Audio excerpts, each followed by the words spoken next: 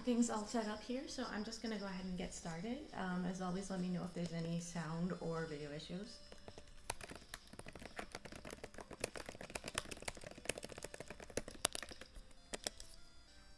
But yeah, welcome back everyone. I hope everyone had a absolutely lovely weekend. Welcome back, Guitar Rocks. Good to see you. I'm doing well. We are exactly at the Elite Four. I have not tried the Elite Four yet. Glad to hear it, Alex. Thank you, and also welcome. So yeah, we literally just arrived at the Elite Four. I haven't even healed yet, apparently. But yeah, so for welcome back and welcome to those who are new. This series is solo runs with Pokemon that are single stage in Gen 1, so they don't evolve to or from anything in this generation. And we don't use items in battle, we only use these Pokemon for HMs, so I'm actually going to go ahead and put them in the box now. And so far in this series we have done Lickitung, Kangaskhan, Tauros, we've done quite a few now. Lapras, Hitmonlee, I'm sure I'm forgetting somebody, but we've done quite a few of them, and Mr. Mime has been doing pretty well. For a while it looked like he might be able to do minimum battles, but that definitely was not the case. We had to do a couple extra battles in the Sylph Company. And welcome back, Arctic. Good to see you. Gengar is not one we can do, however, if we move on to Gen 2, we can do Misdreavus, because Misdreavus, in that game at least, did not evolve to or from anything. And so the way the Elite Four works, I like to do all of the Elite Four members without saving in between as much as possible. We just get 4 full restores, so that after each battle we can just fully heal up MIME, whatever happens to him. And I do save after the 4 Elite Four and before the champion. I do it based on the Pokemon Stadium, the Nintendo 64 game. That's how the rules worked in that game, and that's how we're going to do them here. And I believe I saved before this, right? If not, I can just save again. But I always like to, when I first arrive at the Elite Four, we do one try without having changed anything.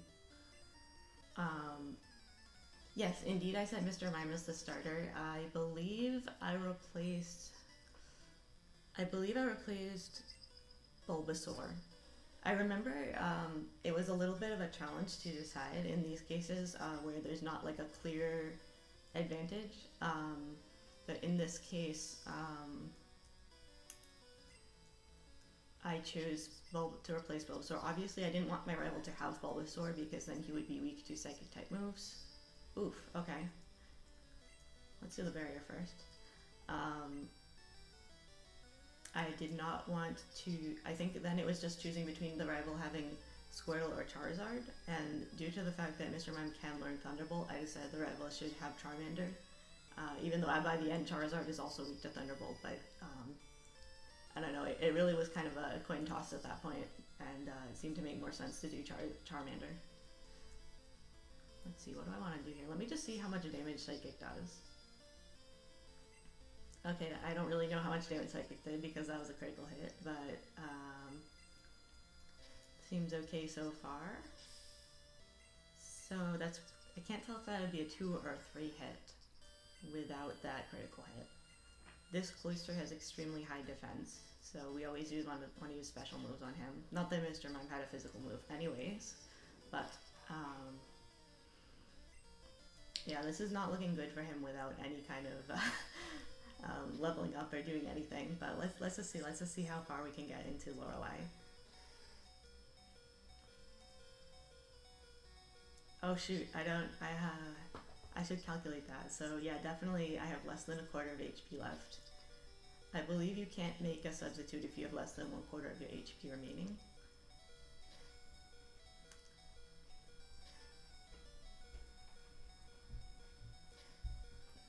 Yeah, there's no way I'm making it past Lapras like this. Okay. So let's think about what do we want to do here.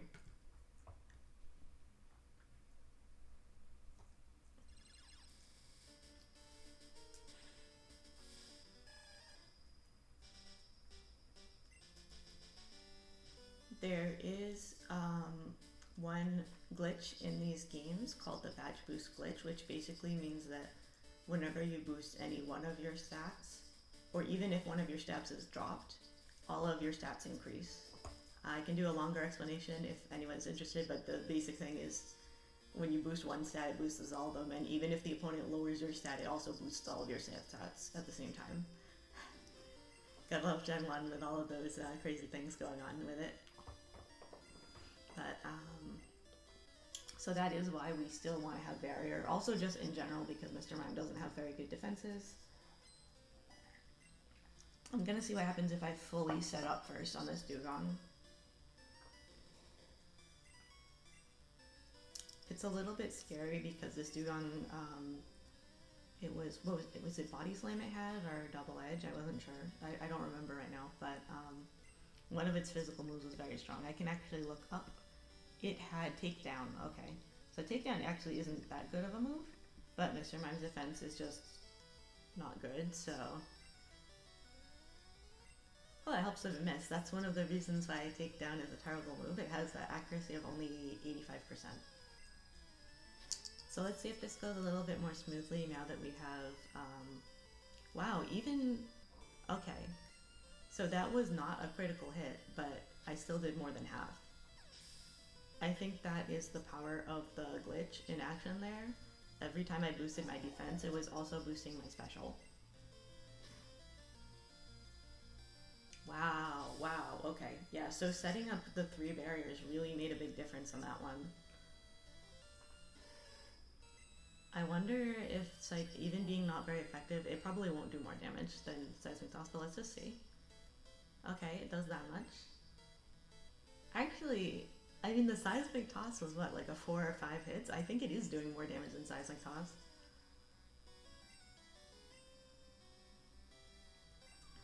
Wow, he didn't even attack. This Slowbro's move set is absolutely terrible. The only attacking move it has is Water Gun. Jinx. Jinx is a little bit scary. Jinx has some good moves. Do I want to put up my substitute now? Let's put up a substitute.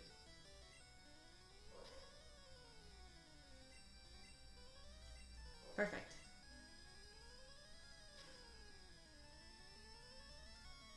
So the substitute takes 1/4 of your HP, and it's only when you take damage equal to or greater than the amount of HP you use to make the substitute that it will break. So substitute is probably the most useful when you're about to get like 1 hit KO'd, because then it gives you an extra turn. But it seems pretty useful in these battles too.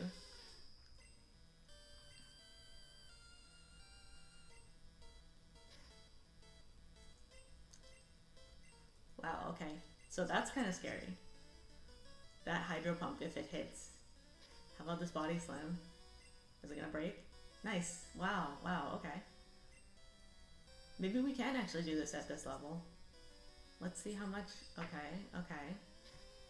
And the Blizzard hit. Both. Oh, no, wait. Actually, in this game, only Blizzard has an accuracy of 90. Normally, it should have an accuracy of 70. But for some reason, they had an accuracy of 90. Oh, come on! Okay, I can do this. I feel very confident that we can get past this. Like, that was so close. There are so many different things that could happen to get past that. So, Mr. Mime actually is doing pretty good, because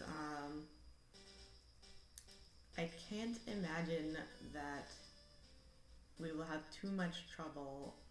Actually, let me make sure I have the PowerPoint restoring items, so we get throughout the run, we try to get as many of these as we can pick up just along the way. Mom's computer. Yeah, Max Ether. What else do we have in here? Elixir. Oh, we only have 1.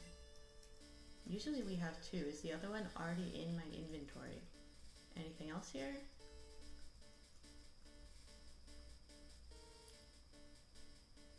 Two Max Ethers and 1 Elixir. That's usually what we end up with. Substitute strats, a variation on mimic strats. It is. I mean, Mr. Mime learns substitute naturally, so I actually really like it. It feels very like thematic for him. But I'm really excited because substitute is we haven't really used substitute in any of these. I did learn the tragedy, which is that substitute does not protect you from leash seed. It does protect you from like poison powder and sleep powder, things like that. Oh wait, not even sleep powder. I think it only protects you from like certain status moves, fewer than you would think. I had it in the back of my head that it would protect from all of them. Maybe in the newer games it protects from all of them, but yeah, only certain ones in this. And we actually really like that growl because, as I said, we don't use any physical attacking moves, and so that only can boost our stats. So thank you for the growls, Dugong.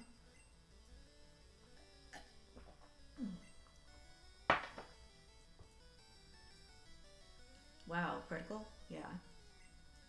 Alright, that's not ideal, but let's just go ahead and see how far we can get. I mean, keep the growls coming, Dugong. That literally can only benefit me. The chat window looks weird. Oh dear, okay.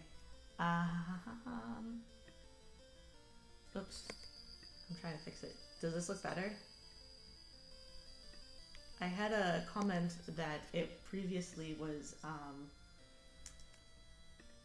it wasn't easy to read the chat because it was on the background that is like this, this little Pokemon overlay I have that was, as you can see, quite colorful. So how does it look now? Or does it need more stretch? How about now? Now it is readable. Okay. I'm getting there. Thank you everyone for bearing with me throughout these things. I changed a lot of things. I believe now we won't have the problem that one time when I got raided, the sound effect that I had it play when I got raided somehow turned off everything. The usernames are not visible. So was it more readable before? That's really the question I want to get to.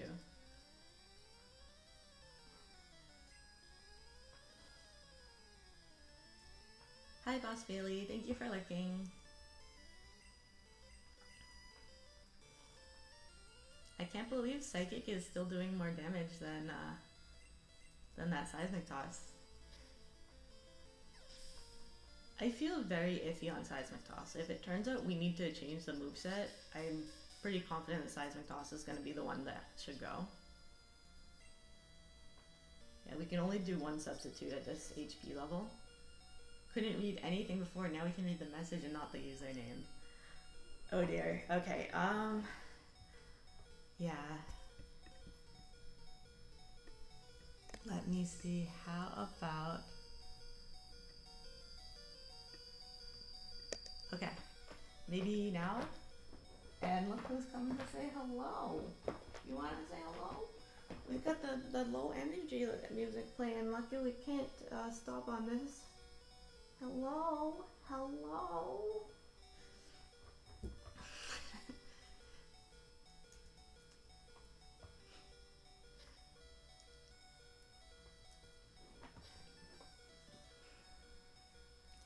Okay, okay.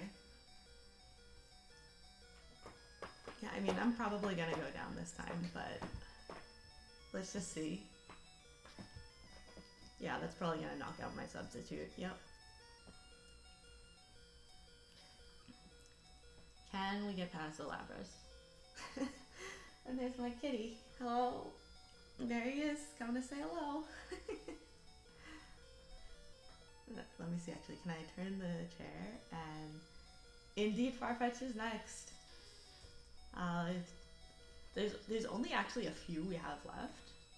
So I am working on a different kind of run entirely, and then maybe also doing some Gen 2 stuff, but or even like Gen 3 later gens, but Farfetch is one of the ones we have left, so I saw the request and I was like, let's just do Farfetch next, why not? I don't have a particular order the rest of them anyways, so oof.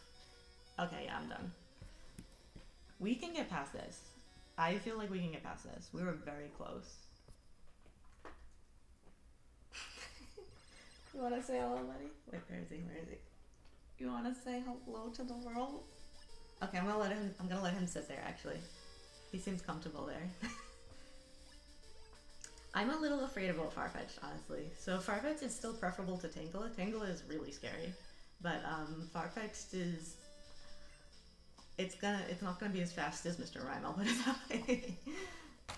Like just looking at the moves he learns. I mean, I could be wrong. Actually, he does learn. What does he learn? I think Sword Stance. I'm doing just the single stage ones for now, at least. There are still a few. Porygon is a big one. I think Snorlax is on the list. But I did kind of want to do some more non-normal ones. I started out doing like 3 or 4 normal ones in a row, and then I got kind of normaled out. So Porygon seems like it'll be really interesting though. But one that takes a little bit more preparation, but I'm really excited about, so that's why I put later, is a mirror run where we are the rival and we use the exact same teams he does at each point. Like the exact same, like we will replace one of the starters, like a Charmander, with another Charmander, probably. So every single battle is like a mirror. And the same movesets too.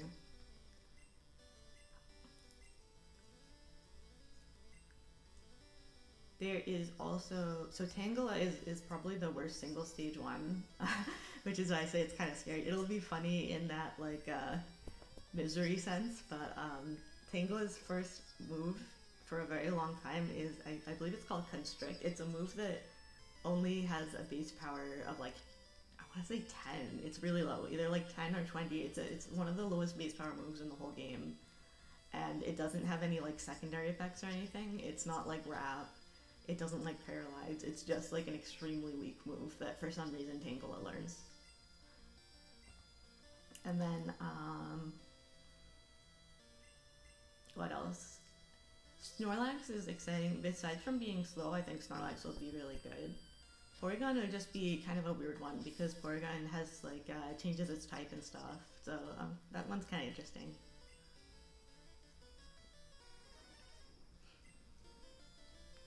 But yeah, as for the playing as the rival mirror mode one, I was still thinking about which starter we should choose. I looked at the art for like the early on art they made for when these games came out, and there's at least a couple images that does show their rival with a Charmander and a Charizard respectively, so I do kind of lean towards thinking the rival started with a Charmander. But there was also, I'm trying to remember what other ones. I think Gary in the TV show uses Squirtle?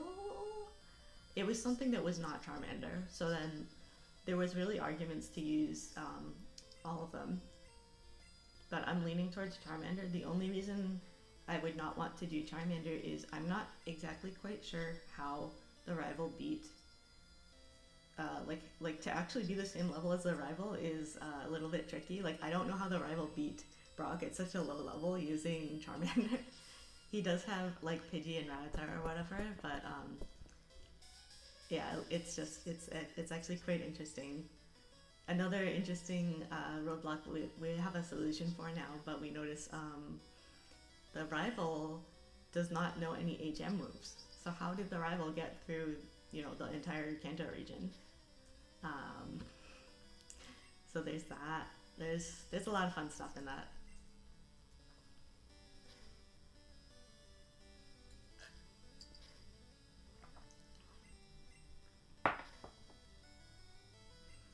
Okay.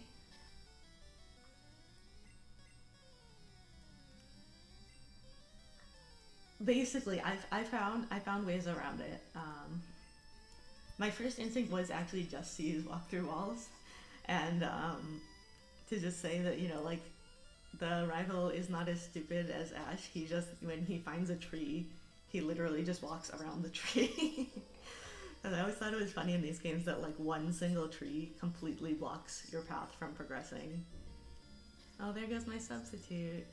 I also like the like everyone else in the world would be stopped too, presumably. I like this idea that a single tree can just completely prevent, like traffic from progressing or from people from walking from place to place. Oh, come on. I think I can do one last substitute, but I'm not even sure if it's worth it. That's it. Okay, maybe it is worth it if it gets me an extra turn. Okay. That's probably gonna break the substitute. Nice, nice. Okay, okay. I don't want to get too excited though because this is, okay, okay. Wow, wow. That substitute tanked 3. I mean, I know I had a lot of barriers up, so my defense was very high, but that's still really good. And we're done. We beat Lorelei. Yes. Wow, I am shocked. We did not use any like rare candies or anything right here. Sorry, we can't take you to the hospital. There's a tree in the way, right? And I don't even know how these trees get in the way in the first place because trees take a very long time to grow. I feel like, and you also have to kind of plan to have a tree. You know what I mean? Like somebody has to kind of plant a tree, or else like when they're making a road, they have to consider what trees are already there. The whole thing is just crazy. The sad thing here is that I might need to already use an ether. I'm a little bit worried about PowerPoint management.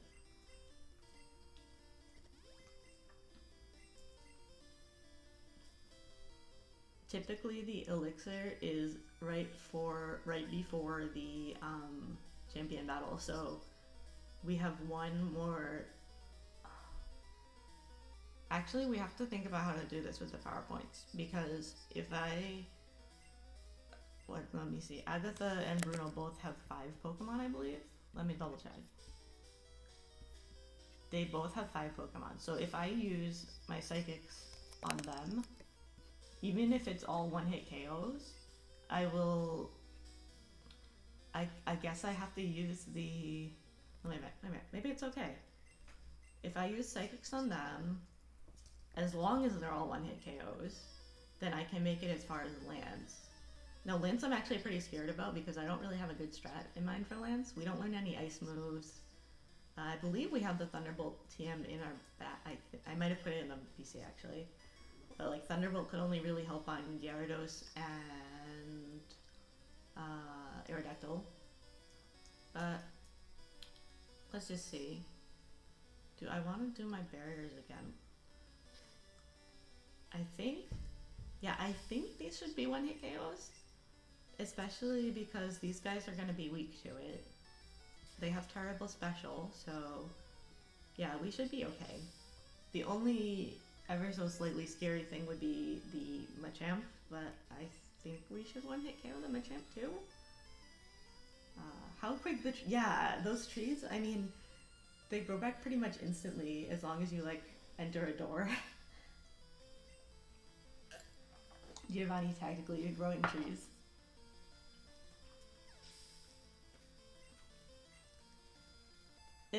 But that also doesn't explain like both Lieutenant Surge and Erica have trees blocking the way to their gyms. So it's kind of like, why would you put a tree along the road so that nobody can reach your place of business? Wow, okay, yeah, so Machamp did tank one Psychic, but Seismic Toss, down he goes. Yay! We've done it. This is a very low-key Elite Four right now. Because Bruno and then also Agatha with all her poison types, I mean, Bruno's always Bruno.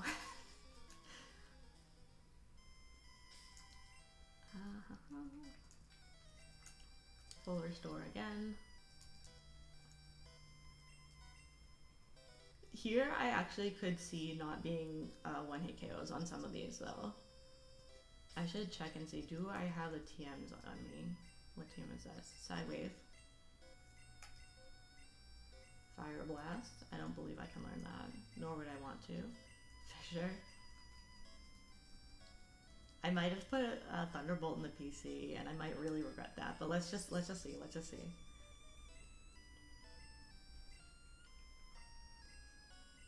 Agatha, classic Bruno. Bruno is, you know, being Bruno. Yes, Psychic is really broken in this gen. The most crazy so far was Jinx, who beat the Elite Four on the very first go through without even really. I mean, it was just the first try, and that usually we don't beat the Elite Four on one try only. Okay, yeah, so yeah. So definitely her second Gengar is not gonna be a one-hit KO either. That's okay. We just have to remember to... Oh!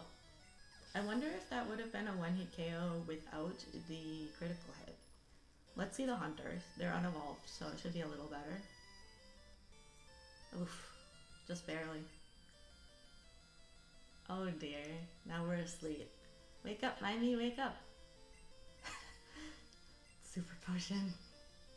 Ah, you're too late, I woke up.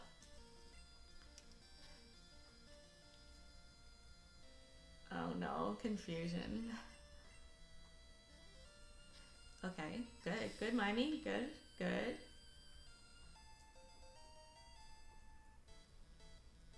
Arbok. Oh, MIME. Don't do that. Okay. Nice, very good job, Agatha. I'm still very concerned as to what has happened to Agatha. I was saying the other day, Agatha is the only one of the Elite Four that does not appear in later games. So Bruno obviously remains on the Elite Four, inexplicably, but somehow he does. Lorelei is not in the Elite Four in the Gold and Silver, but she appears in Fire Red Leaf Green. You see her house and such. So she's still around. And Lance obviously gets promoted to the new champion. So that really just leaves what happened to Agatha. She never shows up again. And down goes Arbok. There we go. Golf clap. This has been a very straightforward Elite Four so far. I'm nervous about Lance. I feel like I should have gotten Thunderbolt.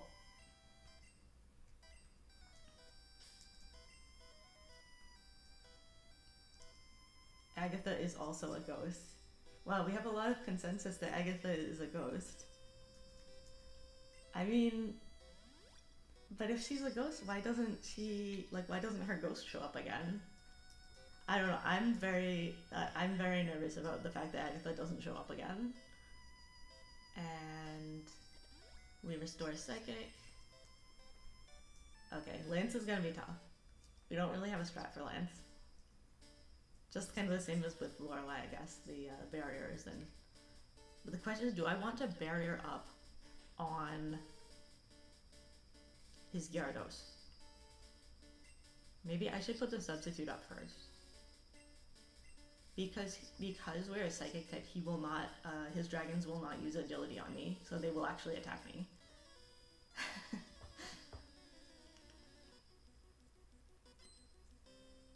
Like, I'm pretty sure they will never use agility, in fact, because they think it's not very effective. Okay, let's put up our substitute. Nice, miss. Okay, good. And do some barriers for all them hyper beams that are sure to come.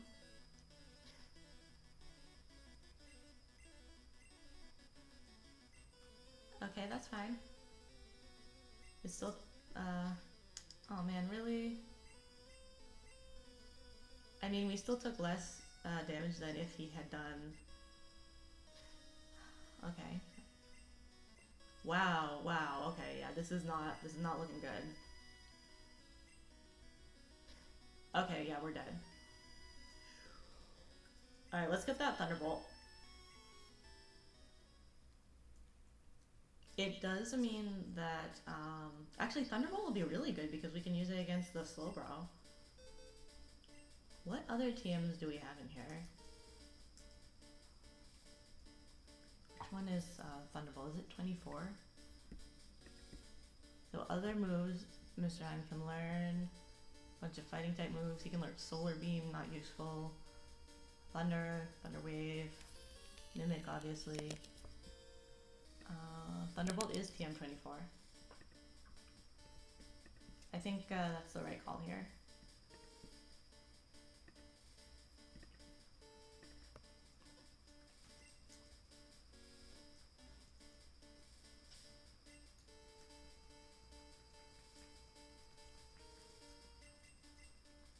Because Seismic Toss wasn't even really doing much for us. It was really there for Pokemon with a very high special, but at this point, I guess we can use a Thunderbolt on Jinx too. I'm curious how much it'll do against the Jinx. I think at this point, even given how high some Pokemon special is, I still think our special moves are going to do more damage to them than a Seismic Toss, which only does the same amount of damage as our level. But since our level is also pretty low right now,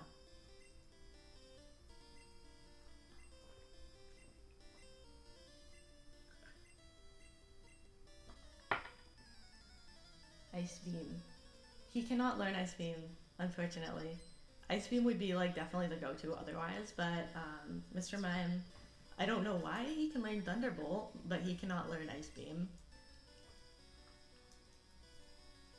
Actually, yeah, this Thunderbolt should be really good with Lorelei. Okay, she's gonna growl. I think I still do want to set up my barriers.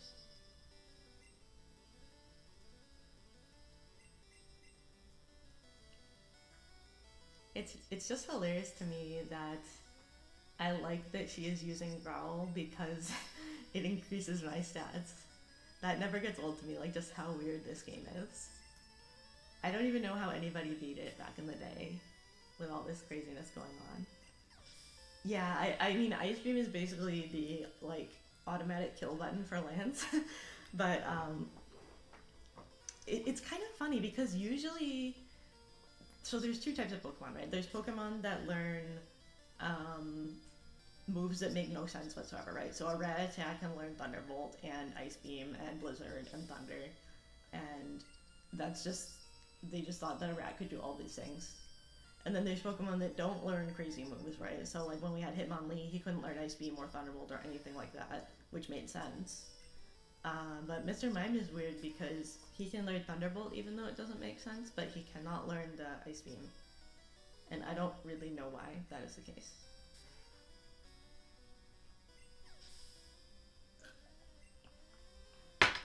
I don't know if I'm just stubborn, but I still do think that the substitute is useful. Not against that Gyarados, but like against these guys, I still do feel like the substitute is helping. Wow, one Ice Punch. That's interesting.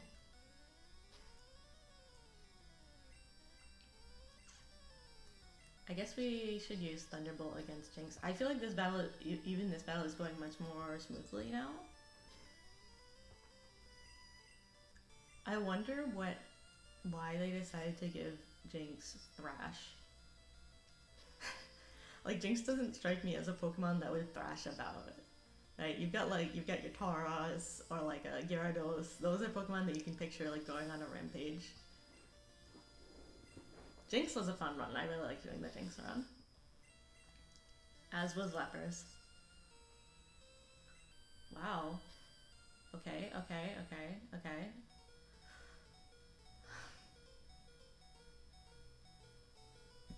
Well, there's that.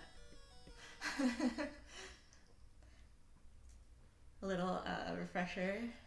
In this generation, frozen status you never naturally thaw out once you're frozen solid. The only ways you can be de-thawed are by being hit by a fire type move or by I saved after giving him the Thermal, right? Yeah, you're either hit by a fire type move, excuse me. You're either hit by a fire type move or your opponent uses a move such as haste, which removes your status condition. So both of those are things that, any reasonable opponent would not select to do. So basically, being frozen is like an automatic knockout. It was so bad that in like competitive settings, people would actually try to get a different status on some of their Pokemon. Like they would want if they have Chansey, they would want Chansey to get paralyzed. And if you were opposing a Chansey, you do not want it to get paralyzed because one of the, like, it's just a one hit, completely basically a one hit knockout in that kind of setting. So people wanted to be like at least paralyzed, or even poison was preferable, because at least you could still attack and heal yourself and whatnot. Wait, why didn't I do barriers this time? I should do barriers. I guess I can do the barriers on the Slowbro though.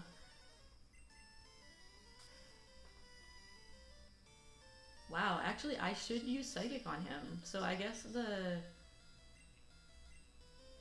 wow, okay. You know what? I don't like this. I'm gonna reset right here. I should use Psychic on the Cloyster. A stab, same type attack bonus. Psychic is gonna do more damage than a non-stab but super effective Thunderbolt. Interesting. I did not realize that. Or maybe it's simply because I did not use the barriers. That's probably why, actually. Let's go, Lorelei.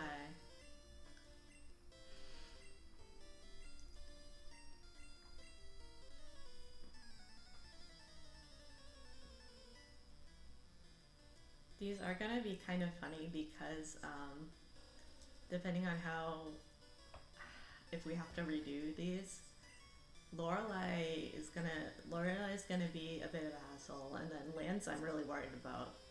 But I do not see Bruno or Agatha posing much of a threat. Agatha can be, because she selects her moves randomly, and she has a lot of trolly moves like Confuse Ray and Hypnosis, so we can have trouble with Agatha. But in general, let me see now if that Thunderbolt's a one-hit KO. That's good, that's good. In general, we should be able to get past those two with minimal issues.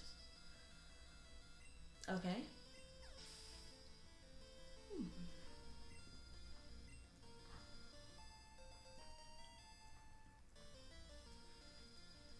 I could also... I have rare candies. I could use the rare candies before Lance, but we only had one try at Lance so far, so I don't even know how bad the rest of Lance might be. So let's just see.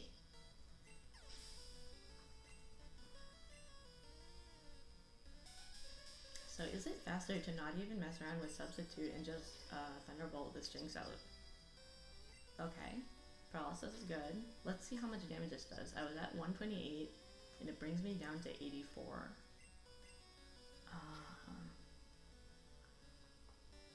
So it only does a little bit.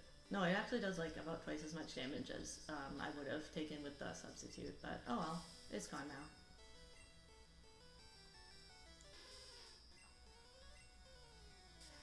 Thunderbolt also has the advantage of having the possible paralysis.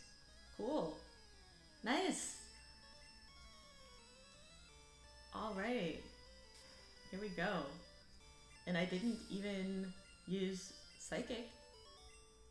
Is that right? I didn't use Psychic the whole thing. So that means I can save one of those ethers. Not sure what I'm saving it for, but we'll see. I think the barriers are what do it. I think the barriers are what helped that fight get through that fight so smoothly.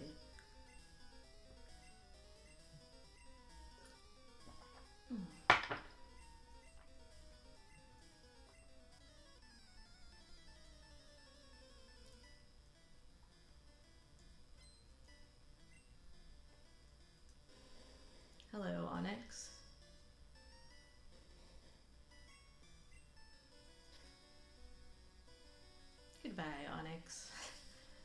Good hit, not necessary, but thank you, Miney. Hello, Hitmonchan. Goodbye, Hitmonchan. Nice, level up, level up. Hello, Hitmonlee. Our old friend Lee. Goodbye, Hitmonlee. Yeah, this is well, in Bruno's fairness, I do believe he can tank that one psychic with his Machamp, which is really impressive if you think about it. His Machamp is weak to it. His Machamp does not have good special stat. Oh, okay. Apparently he can't take it. Was it because I leveled up? Okay, I don't know. That's Bruno. How could you lose? How could you not lose, Bruno? It's more impressive when you don't lose, to be frank. I don't know what level of corruption is going on within the Pokemon League for Bruno to keep his job. Yeah, full restore. Wait a minute, are we short of full restore? Okay. I have potions and whatnot too, but I thought I had bought 4 of them, one for each Elite Four. Mom, I'll show you how a real trainer fights. I love how Agatha now sounds like an angsty teenager. It's not a phase, Mom. I want to be a Pokemon master.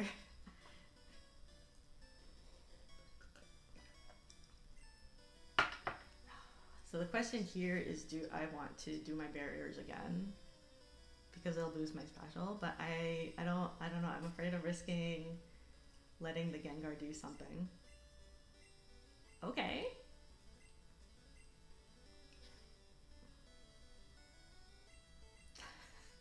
Okay, Agatha. You do you. You know they sell full restores right out front, right?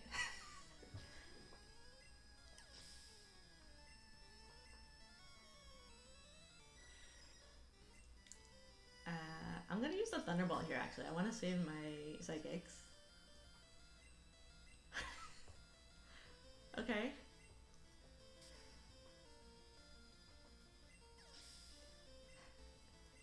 We got this. Nice. Getting quite a few levels from this. Okay, back to Psychic. Oh, I hope I have enough power points.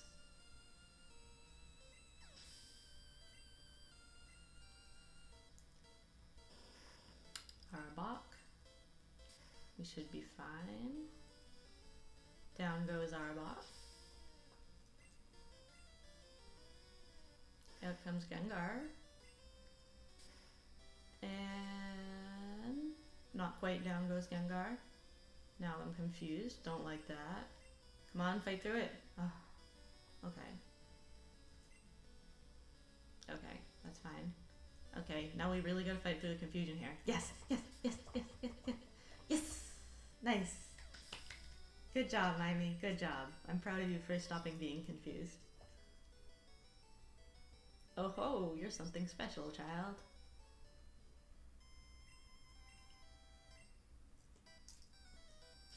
That was good. That was good.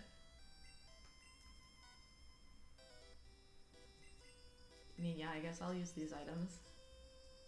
We'll leave the final full restore for the final battle. I could have sworn I had gotten, maybe I miscounted. Alright, now here's the actual challenge.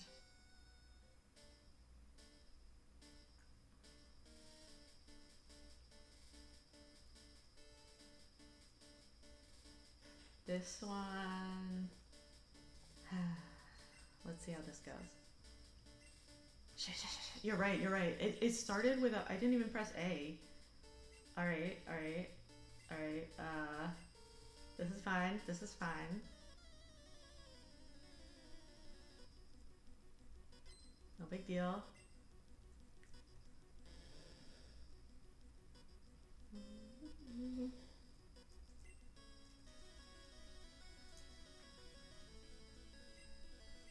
Nobody saw that.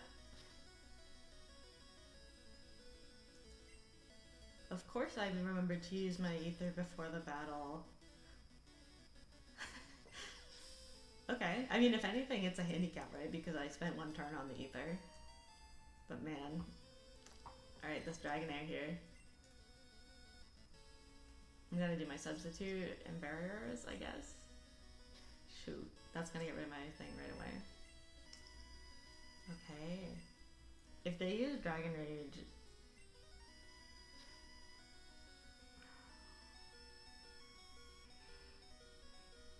If he uses Dragon Rage one more time, I'm dead.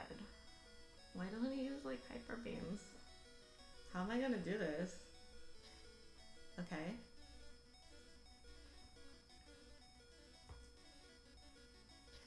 Oh man. Ugh. Okay. Okay.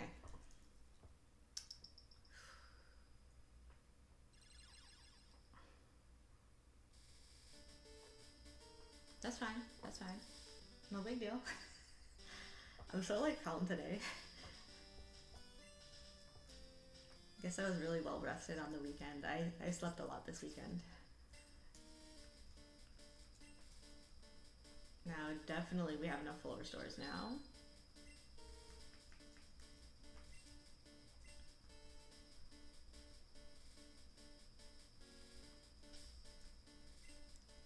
We get experience, except I reset, so we're not actually the higher level again. It's hard. So generally, I don't like to save in between Elite Four members, both because it makes it a little bit more exciting, and because I don't want to win on just a fluke. I want it to be like a consistent strategy. With these, it is very tempting to save before Lance because these first three are like basically I can't lose, right? Like we have them down pat at this point, so I'll think about doing that. But Lance is, I don't want to win Lance on the fluke. That's the one thing. I want to have an actual like reliable strategy for Lance. Okay. Alright, that's fine. Good opening so far.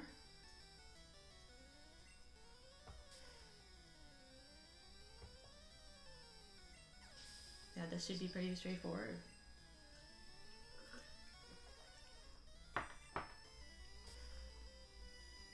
Those badge boosts really do make a really big difference. It's like the difference between a 2-hit KO and a 1-hit KO.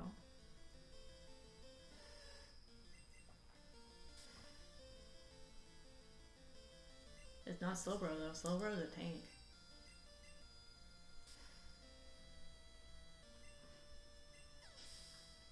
Down he goes.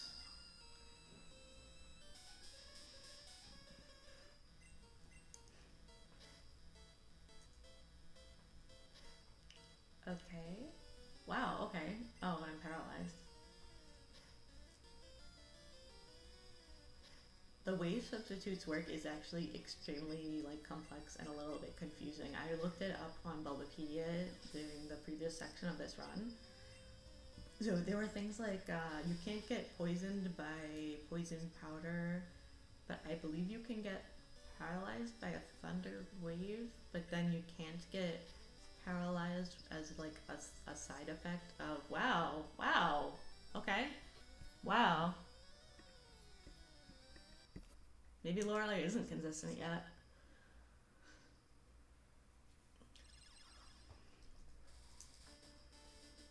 So definitely I think I'm gonna have that substitute ready for that, at least.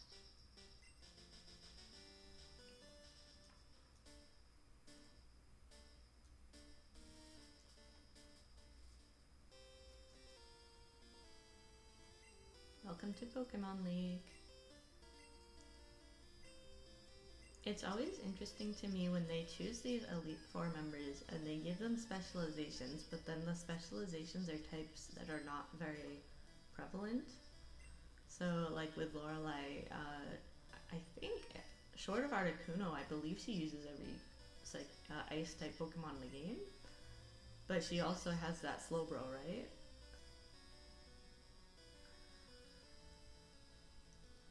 So Lance, the problem with Lance is his Dragon Rage. Like I just don't have very high.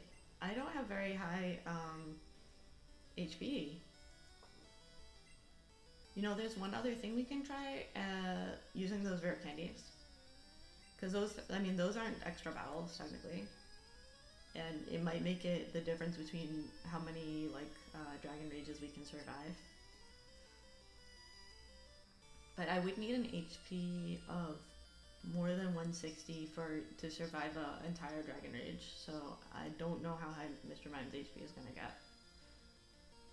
So, yeah, Thunderbolt.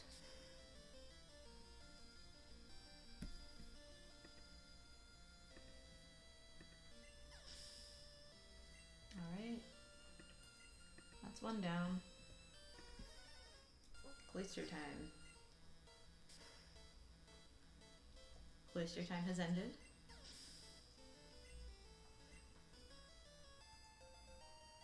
A nice little level up. Slow bro.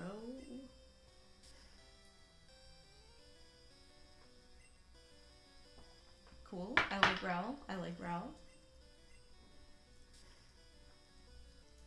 Alright. And finally no shoot, I forgot Jinx. Not finally Lapras, first Jinx, then Lapras. But this Jinx now is still a 3-hit. Thrash is good. I believe Thrash locks her into thrashing for the next couple turns. Yeah. So that is really good actually, because that means oof. But it's still better than her like being able to ice punch or body slam me, especially when you can get paralyzed from body slam or frozen from ice punch. Okay, substitute. No, okay.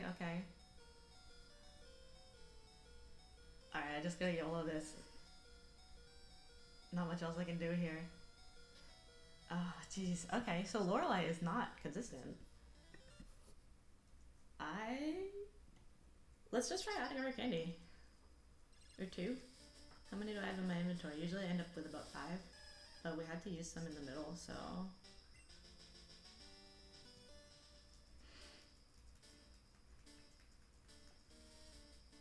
Oh, they should be in the PC.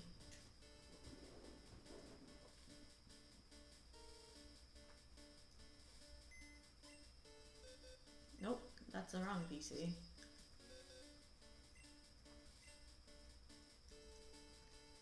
Four rare candies available.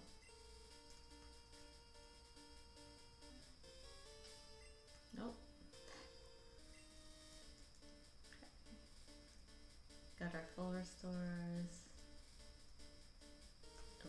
Elixir. Did I not take out the ethers? Are they? I hope they're in the PC. I hope I didn't save after using them.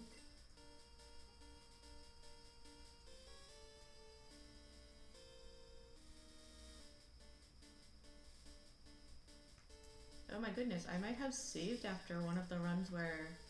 When did I save after a run? I always reset.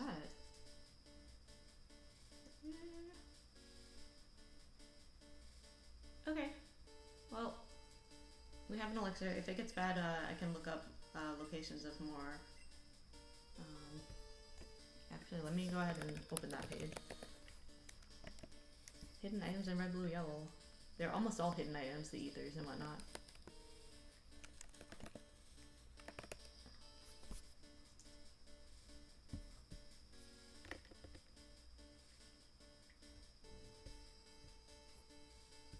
You know what? I am gonna go ahead and pick up an elixir that is hidden in the underground. Just so we don't have to be that worried about PvP. Not as worried as we are right now. What was the hardest run so far? I would have to say... hardest run so far?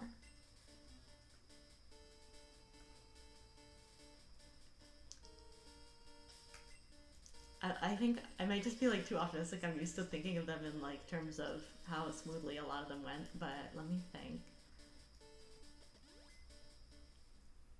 Tauros was probably the most disappointing run. Tauros in the actually, which route is 7 and 8? Tauros is a I think it's this underground I want.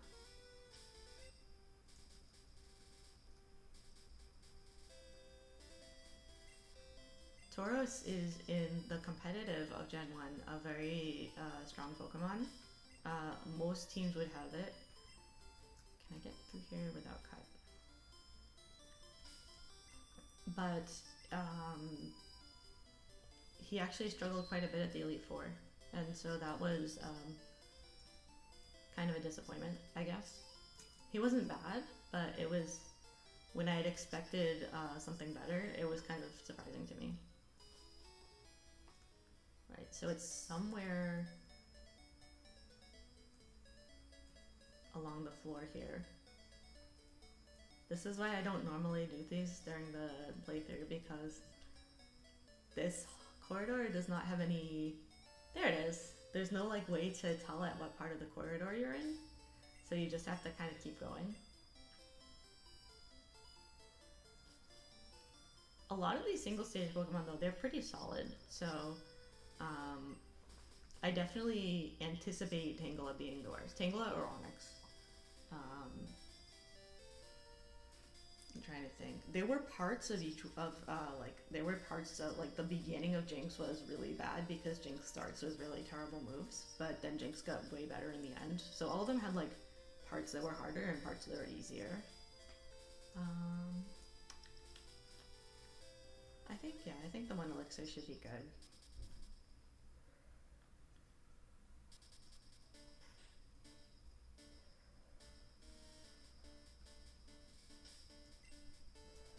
I'm going to double check everything because apparently I saved without realizing it. So we have Psychic and Thunderbolt. We have the movesets we want.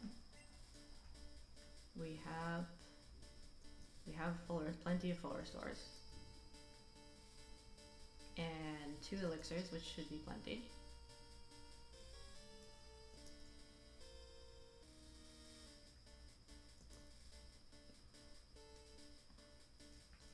Let's go ahead and use a couple of these rare candies now.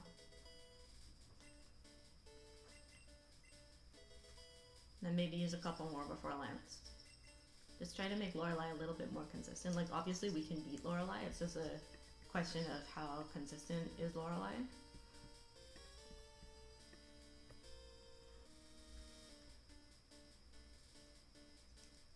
And now I'm going to definitely save out here, and so this is...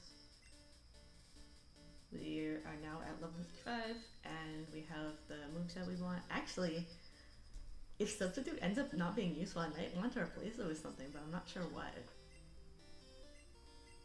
I don't really need Mimic.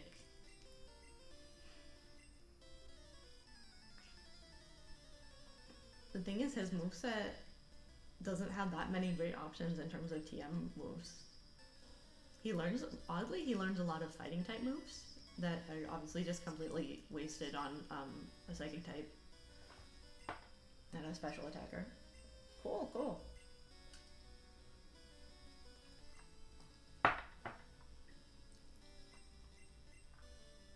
Alright, that's all 3 barriers. If he's gonna Aurora Beam, it's better that he does it at the end of the barriers, because at that point it's not gonna do much damage. I indeed do not use Flash in the Rock Tunnel. I actually, I use some maps. There's some really great resources. I believe they're originally made for speedrunners, and I use maps. I have not quite memorized the layout. I do still rely on the map, particularly for the Rock Tunnel, because if you misstep, there are trainer battles, and so that takes a lot longer. And I do not do extra trainer battles. Except when it's absolutely necessary, and I exhaust like literally everything else before doing extra battles. So I do actually use a map. I'm getting more familiar with the layout. I did memorize where to go in the Cinnabar Island Mansion. I have memorized the Sylph Company layout. If you're just going to the end of it, it's not that bad. What else? I'm getting close to memorizing Victory Road. Alright, Lapras, let's dance. I don't know why, I struggle memorizing the Rocket Game Corner is hard for me, and the Sabrina's Gym is really it's really bad. Like Sabrina's gym, I don't know how many times I've been through that gym and like considering remakes and everything, plenty of times, but I just cannot remember like what order to go into those war panels on. Cool though, we're good, we're good. How dare you? Yeah, I feel much healthier after this with even just a couple levels added.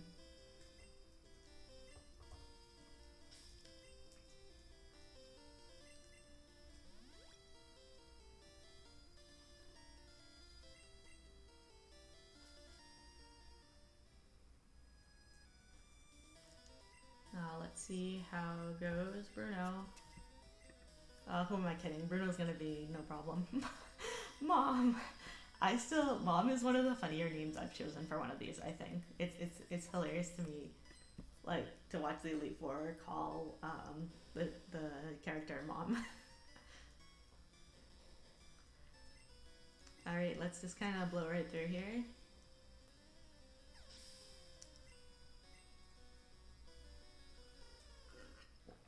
I'm guessing that the Machamp will not be able to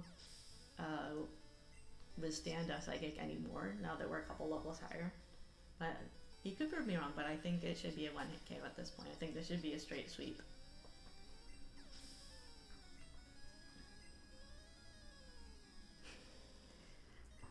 Can't touch this mime.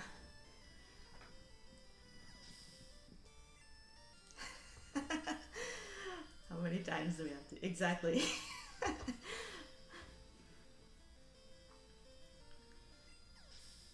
Alright, down he goes.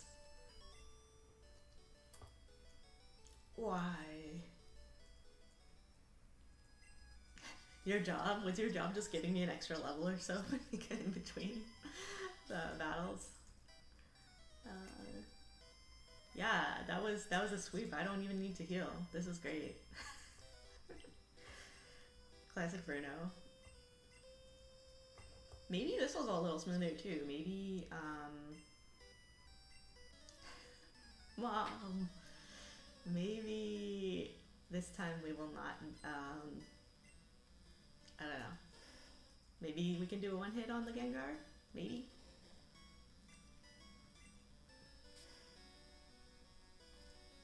Oh, still no. That's okay. Confusion, that's okay.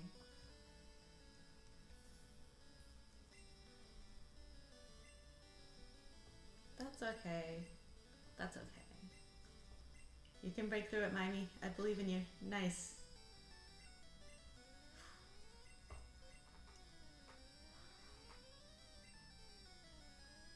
That's getting a little bit less okay, Mimey.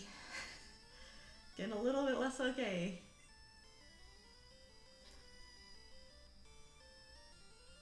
Getting a little bit worse. Mimey. Mimey. Man, this is looking bad. Oh, that's it. That's it. Yeah, so that's what you don't want to happen with Agatha.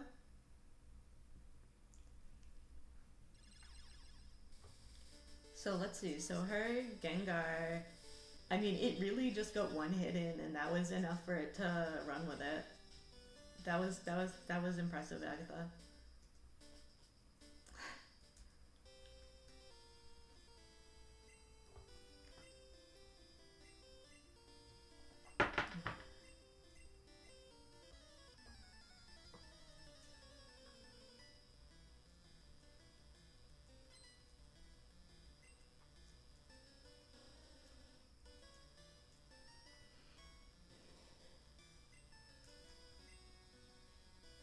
Alright, here we go again.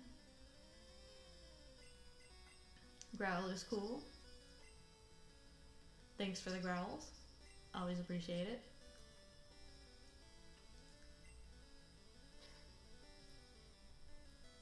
Wow, look at how much less damage that does after all those barriers and growls. It's crazy.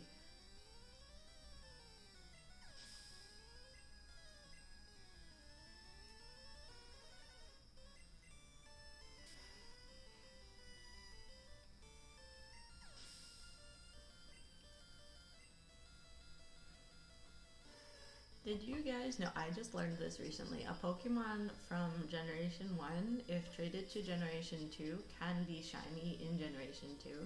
So even though in these games they don't have shiny Pokemon, there are Pokemon that when you transfer them, they become shiny in like Gold, Silver, Crystal. However, it doesn't happen with wild Pokemon caught in this generation. Um, I'm not sure exactly why. Something about how the stats are calculated. A wild Pokemon from Red, Blue, and Yellow will never have the right stats to be shiny in Gold, Silver, Crystal. However, if it's like a gift Pokemon or a trade Pokemon or a static Pokemon, like one that just stands there like Moltres, it can be shiny. So that was something pretty cool I just recently learned. It's like they're secretly shiny. You don't know they're shiny in this game, but they actually are. And oh my god. Again with the Hydro Pump critical hit. Okay, you know what? Oh, whoops. I forgot to put Spearow away. Okay, so I'm gonna put away Spearow. I'm gonna use those last two rare candies, and we're gonna do this again. Actually, we're about an hour in, and I don't have a cat sleeping on my lap, so I think now would actually be a really great time for us to have a brief rehydration break. So I will be back in a minute or two. If you're watching House Legitimus, now is a great time to stretch your legs, get some water, use the restroom, so we'll be right back.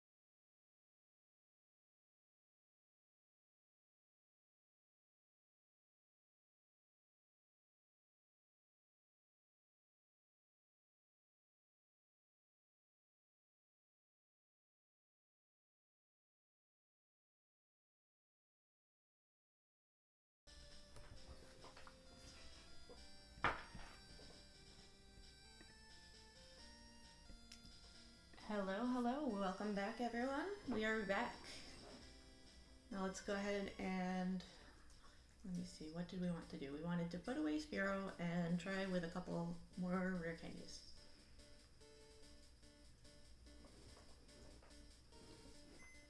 You can do this, MIME.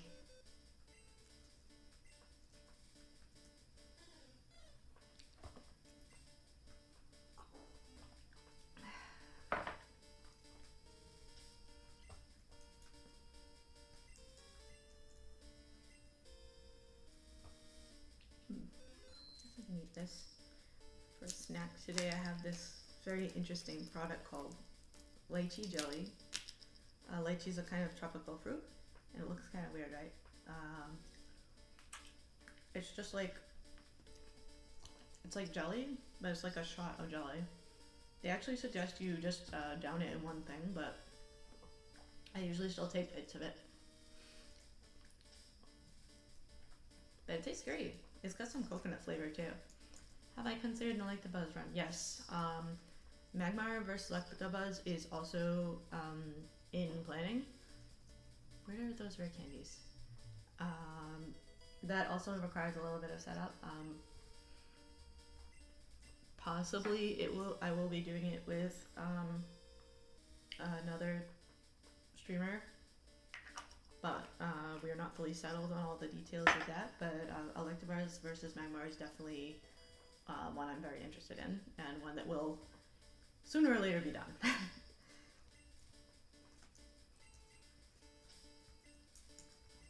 Okay, now we are level 57. Well, we're getting pretty high up there in levels actually. Mr. Mime is he kind of started out strong and then he got weaker.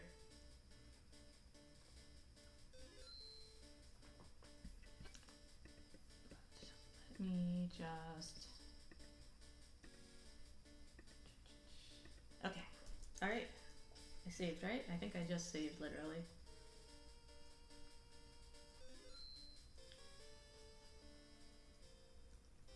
Let's go this again. Now I'm even higher level, Lorelei.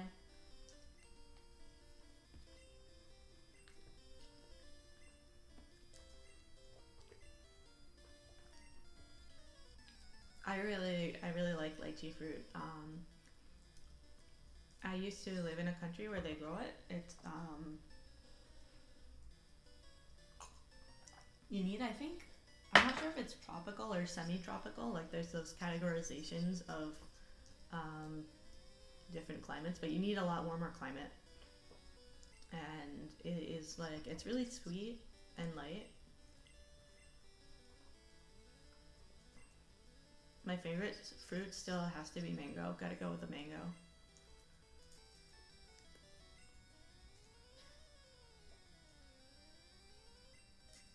And you can buy the actual lychee fruit like in the US. I think I definitely in California, and I think probably in other states too. You might have to check like different supermarkets, but they're a lot more expensive here. I'm assuming they just import them, and that's probably why they're more expensive. So it's kind of cool to have things with the flavor in it. It's even on weeks where I don't want to like pay an exorbitant price for the actual fruit. But this should be extremely smooth now, I'm hoping. We are quite a few levels higher now. By quite a few, I mean at least 4.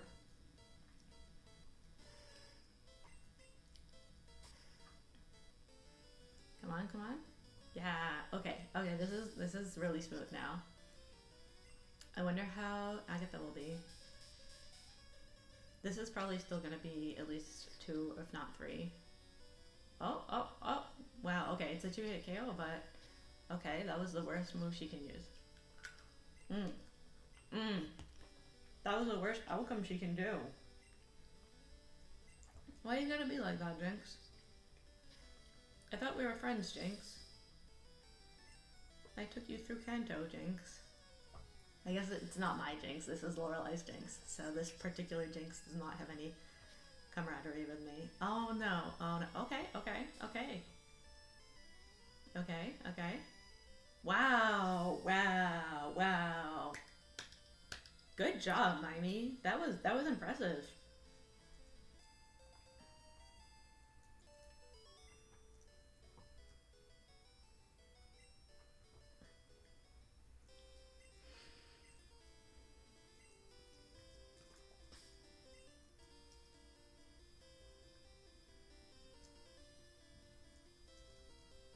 Time to use those full restores. But yeah, there's still quite a few Gen 1 runs to be done, even if we're only doing the category of single stage. And definitely for...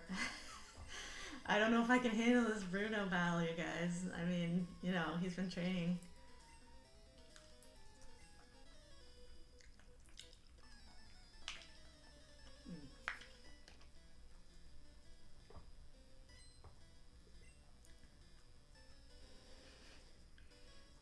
Not Bruno's Onyx.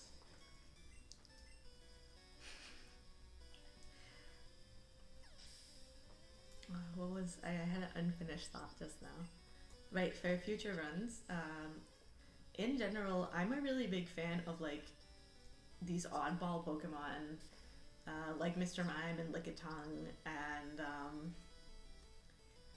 other generations also have a lot of really great options. So if I do Gen 2, for instance, there's Girafarig, there's Quillfish, there's Stantler. Stantler is a really weird Pokemon. There's Miltank. I really, really, really want to do Miltank. I'm a big fan of Miltank. My favorite Pokemon is Chansey, but Miltank is, I like that it's similar to Chansey, basically. Yeah, so there's a lot of weirdos. There's Dunsparce. I love Dunsparce. There's Pseudo-Udo. Thank you. Pseudo-Udo is a really good example. I can't believe I just forgot Pseudo-Udo. Pseudo-Udo is another really weird Pokemon.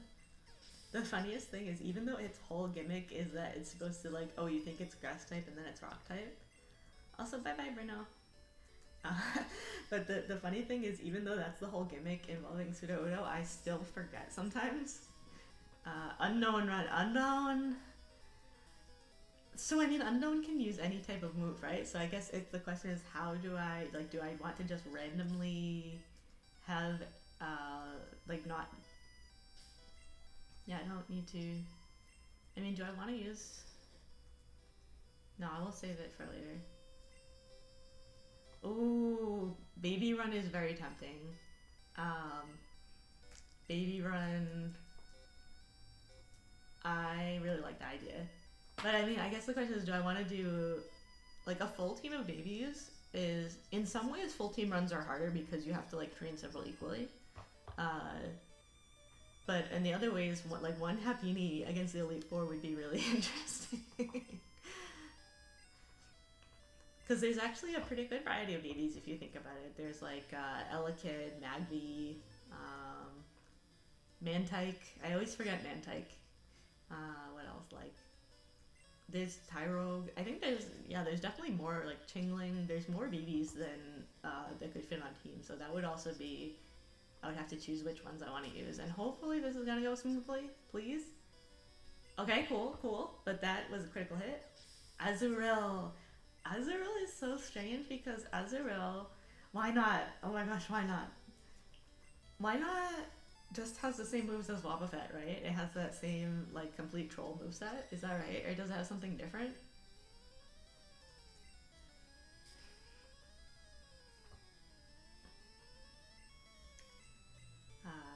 There's like, what else? Kecleon would be really fun. Like, almost every generation of Pokemon has just a few, like, Fiona. Is Fiona count as a baby Pokemon? Because it's kind of like a legend, or what do they call them? Mythical Pokemon? Is it? I guess it can be both. I feel like Fiona, even with being a baby though, it's probably still a lot. I'm guessing. I didn't look at its base stats recently or anything, but I'm guessing its base stats are probably still a lot higher than the others, right? And this is going so much more smoothly now that Agatha's not getting a chance to attack, but I don't know about her final Gengar, you guys. She might still... She could turn this whole thing around with just one, if she gets one chance with her Gengar. Like that one run that, oh god, here we go. Okay, no, she's just gonna use her super potion like a fool. Absolute fool. Okay, Agatha, go back to your nursing home now.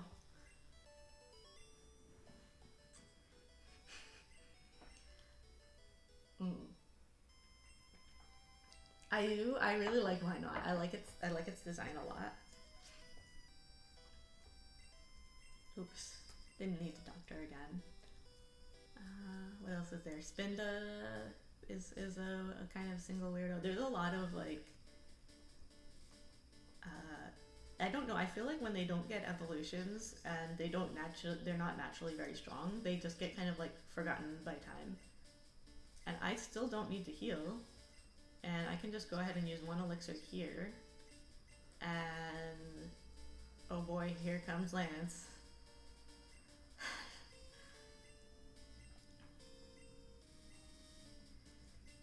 I still don't understand why they do this with the Elite Four.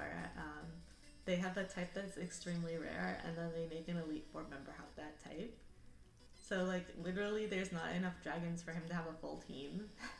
He has 3 Pokemon from the same line, and then he has Gyarados and Aerodactyl, which are not.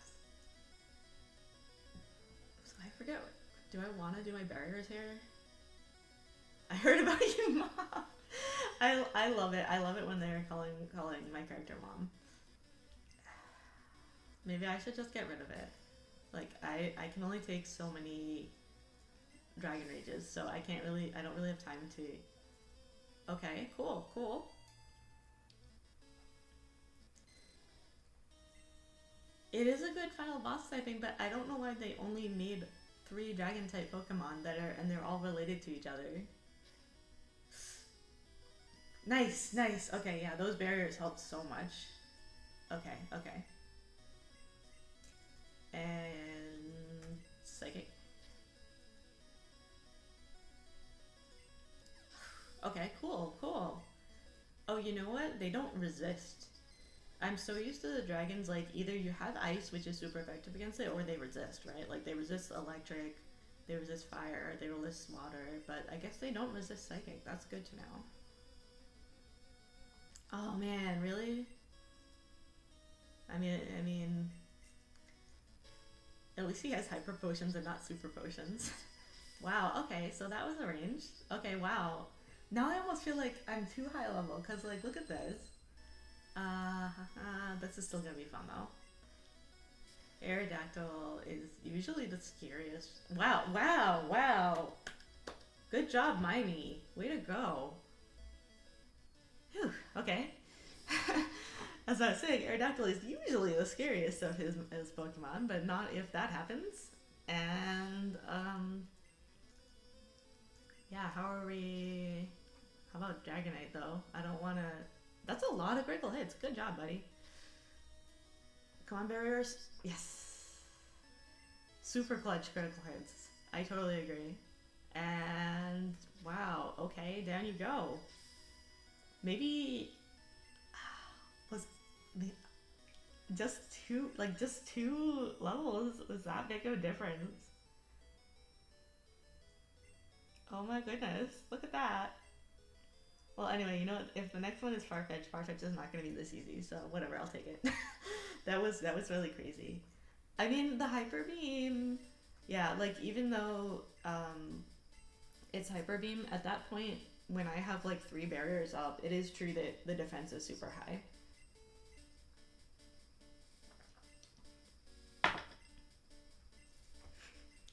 It is time for me to challenge my son.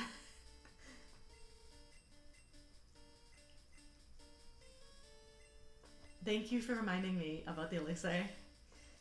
That's right, because the battle automatically starts. So, elixir and full restore. And I will even, I do save before the champion. The champion is separate from the Elite Four in my book. Here we go. I was looking forward to seeing you, Mom. My mom should be strong to keep me sharp.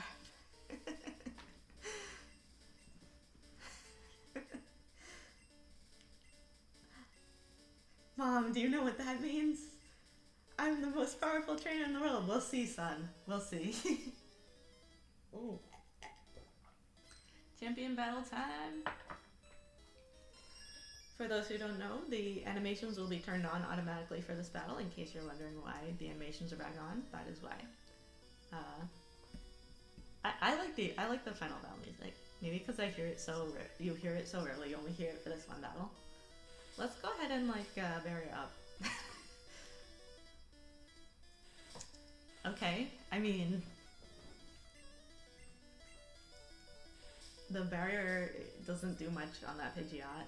The opponent does not get a badge boost, a bonus.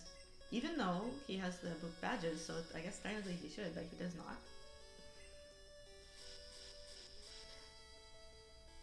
Okay. That was just like, okay, dude. This is okay. I mean, I don't want to get ahead of myself, but that was a nice. That was nice. That's cool. Alakazam is going to be a bit of a pain here because we don't have any physical move anymore. So the Thunderbolt, yeah, it doesn't do very much against him. I actually wonder which is better, like using a stab, psychic. I think Thunderbolt is still going to be better, but let's just see, because this is like a four hit anyways. Okay, yeah. Thunderbolt is slightly better. You do that. That is completely useless, dude. That defends you from physical attacks, of which I have none.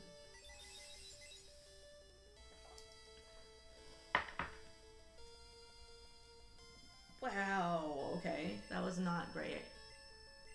Maybe I should have had my substitute up? Well, let's just see. Executor is also scary because it has that psychic type.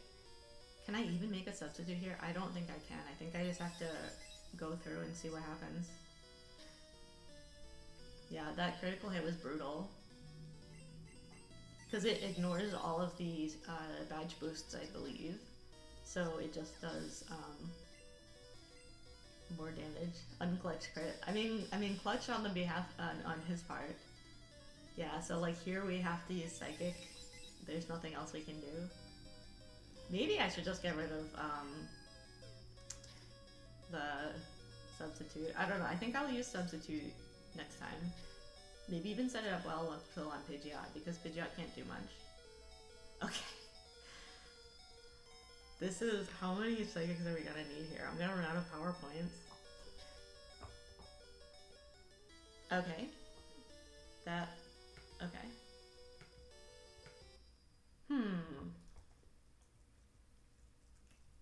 The thing is, there's not much we can replace. Like,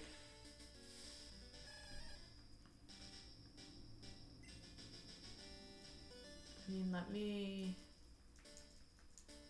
Yeah, like, these are all... We don't have a lot of moves left. Like, even if I was out to go back outside and get different moves, there's not really much we have. Yeah, none of this. None of this. I think so having the substitute up before the Alakazam is the right call. We could say that that was just an unlucky critical hit. However, that Alakazam does have a fairly good speed, so it's not that unusual for him to get a critical hit. The Executor is the really, that's gonna be a little bit tedious.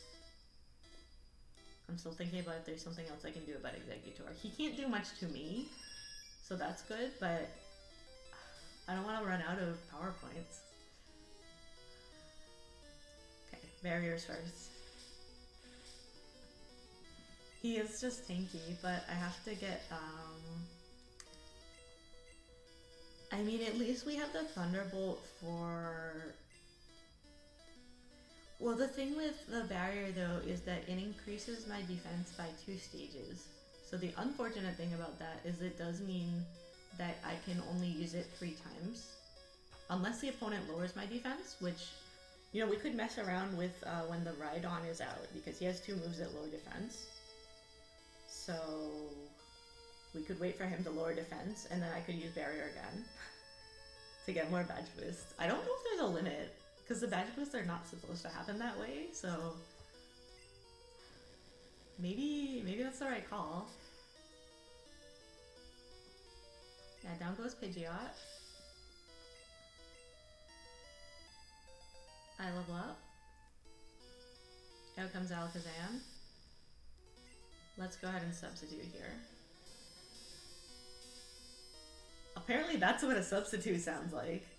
That sounded like, you know what that sounded like? Back when they had dial-up modems and you connect to the internet and it makes that really weird sound. That is exactly what that substitute, apparently that's how it makes a substitute. Blimey, yeah.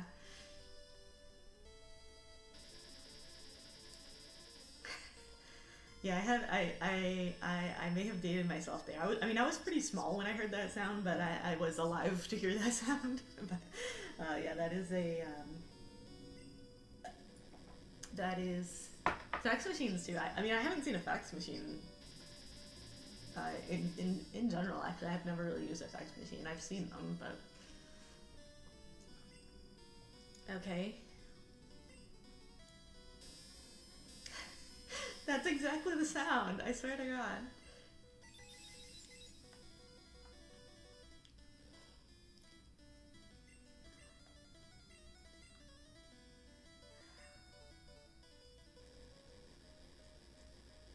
I guess the reason why this is a little bit better than the Executor is because I can at least do neutral damage with Thunderbolt. But I can't even do that. Man. This might be really tricky actually at this level with these opponents. So right on here is where I think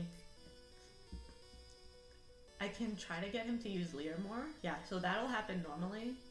Okay, or he uses the Horn Drill like a fool. It will never work. For those who are unfamiliar with Horn Drill is a move that one hit KOs your opponent. However, thank you, that is what we wanted. However, why did Leer fail?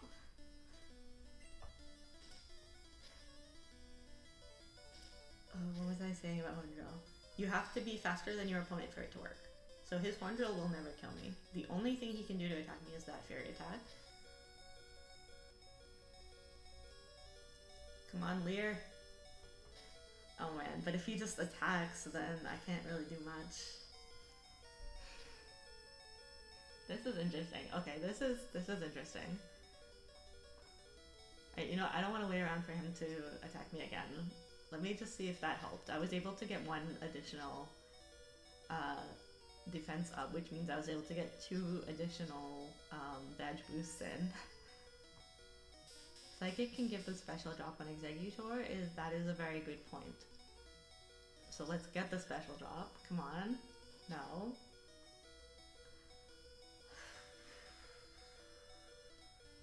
Okay. Come on. Yes. No. No. Okay, let's... I think this is the right idea though.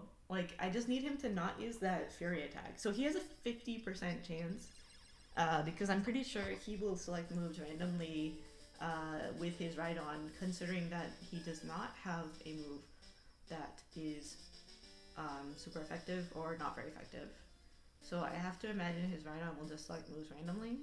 That's usually how it works. So there's a pretty good chance of him lowering my defense. He just kept using, he just kept not lowering my defense there.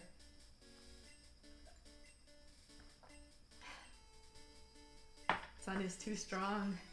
My own son. I've raised you too well.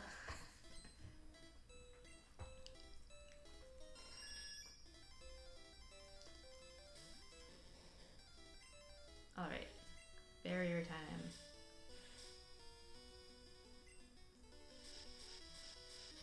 Okay. Number 2. And nice, nice. Whirlwind does nothing in this generation. And barrier number 3, there we go. It doesn't do nothing. If you are in a wild battle, it will end the wild battle. But in a trainer battle, it does nothing because you cannot flee a trainer battle.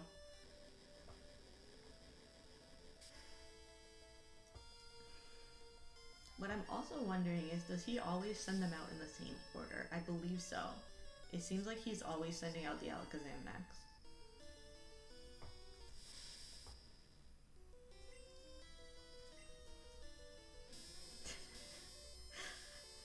Substitute sounds. Okay, that's cool, actually. That I have no problem with that.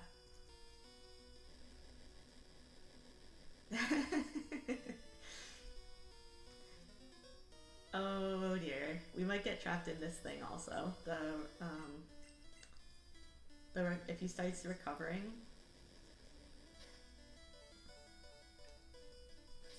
Okay, that's fine.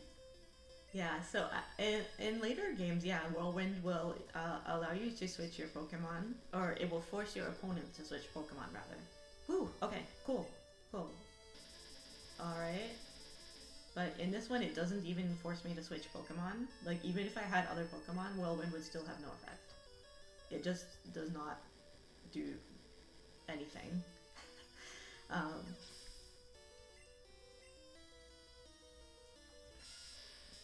Alright, right on. So here is where... Can his Leer hit me if I have my thing up? I think so. Yes, I'm very happy that we did not get stuck in an infinite recover loop. Uh-oh, can his Leer not hit me because I have my thing up? He might knock it out anyways.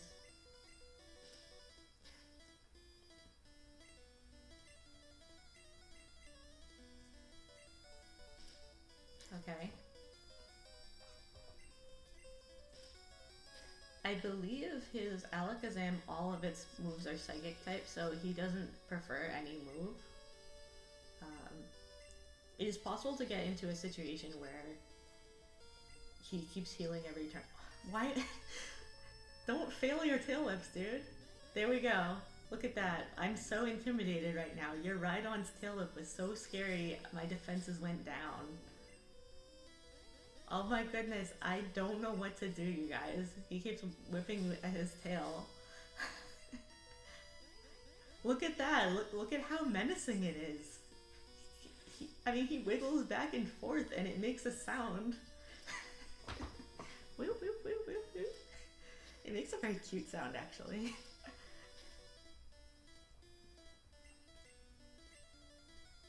Okay. Come on, tail up again. You know you want to. Leer? You got a Leer for me, buddy?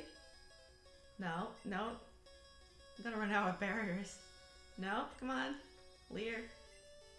Nope, that's still not gonna work.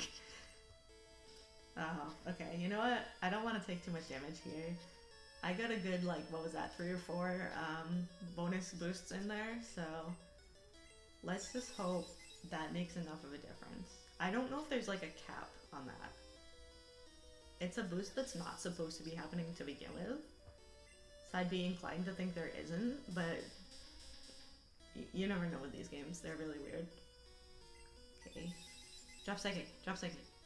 Drop special, excuse me. Drop special, drop special, drop special. Wow. Wow, okay, that barely did anything. Drop special, drop special, drop special, drop special. Okay.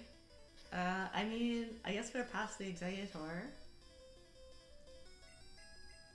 So that leaves, what else does he have left? He has Gyarados, right? And then he has his Charizard. I guess that's it. I think we got this, you guys. I think we got this.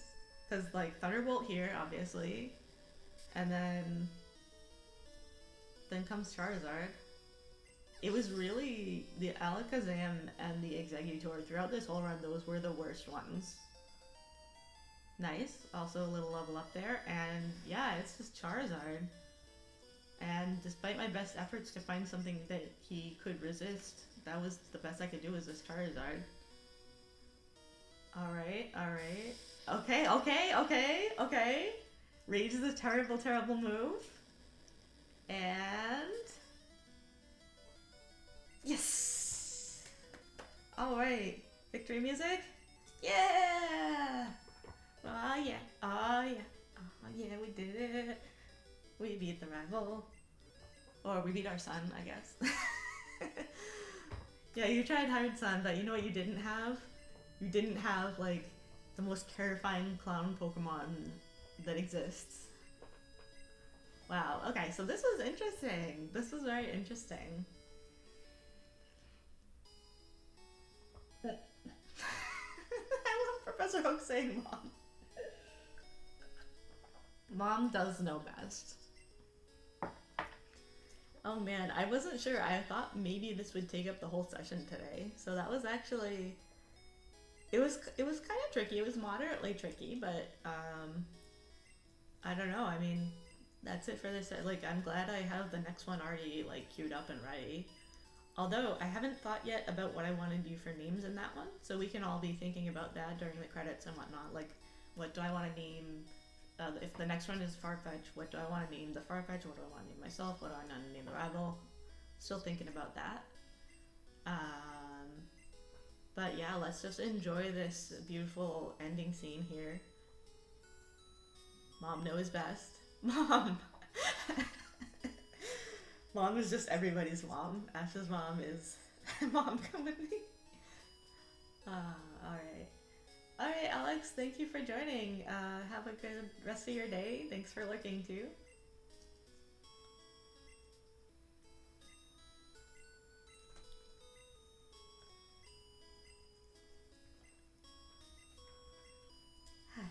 Congratulations, Mom. Alright, let's see it. Yes, good. MIME. Level 62. Alright, that's pretty middle of the road, I think. That's not bad, not bad. Still under 5 hours. He's gonna criticize my Pokedex, and I don't care. That was not the point, Dad. Well, actually, I don't know. If Professor Oak is calling me Mom, I guess that Professor Oak isn't the dad. I don't know. I try not to think too hard about who Ash's dad is supposed to be. But yeah. Alright. That was fun. That was fun. I've never had one of these runs end like in the middle. Like usually they end right at the end of the stream. So now we get to enjoy the middle of the stream. Thanks everyone so far. We still got like another over an hour left. So we will be going right to Farfetch'd. Yeah, thank you everyone that gave advice also. Always helps. And thanks for everyone for chatting and lurking. Thank you, lurkers. Friendly reminder to follow if you aren't already and if you're enjoying the stream. And we will be moving on to Farfetch shortly. I do like to let the whole credits run. I don't know why. So we get to see the names of these people, like thanks Gil Tilden and Sarah Osborne and Nob Ogasawara. I don't know, I think it's nice to have their... Thanks Satoru Iwata, oh. Super Mario Club.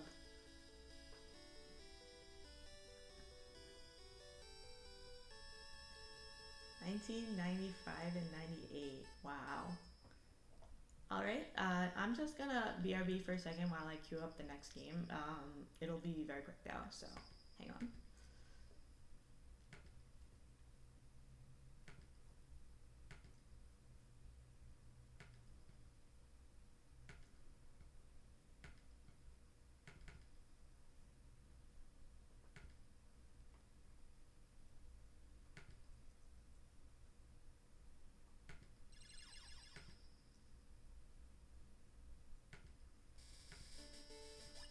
Nope.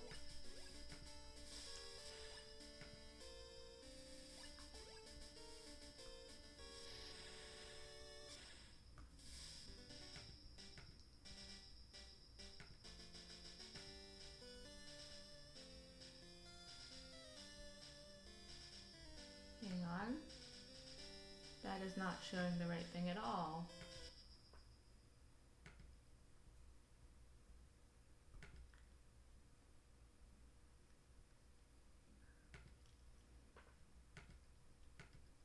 Nope, nope.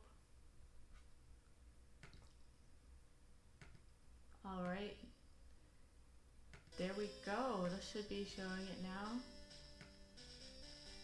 Alright, perfect. I have indeed set this up, and I tried to fix the chat box thing, but I think it's gonna have the same problem again. So thanks for understanding, everyone. I think I'll change the font to something in like the background so it's easier for everyone to see. But let's get started. Has Farfetch always had a leak so drip? What do you mean by drip? It's definitely, I really like this picture. I think it's a funny one. The one of him like beating the oh, for the name. What does drip relate to leak? I'll do it, but I don't know what that means, but I'll do it. How does leak relate to? Oh, but hey, I mean nobody else has come up with anything else, so I think we're gonna have to go with drip.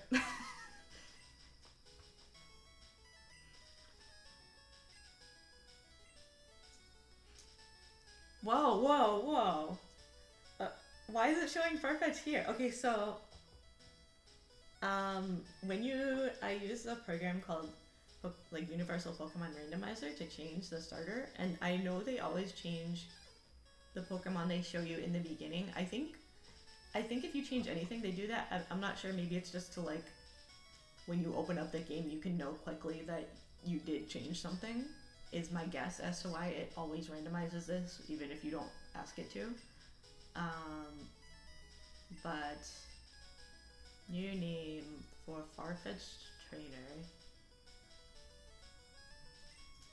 Ducks.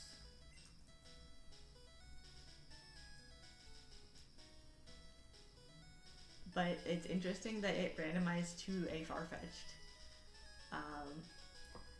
Who is the rival of Farfetch'd?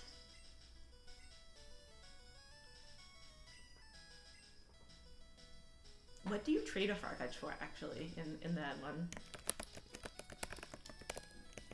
Trade.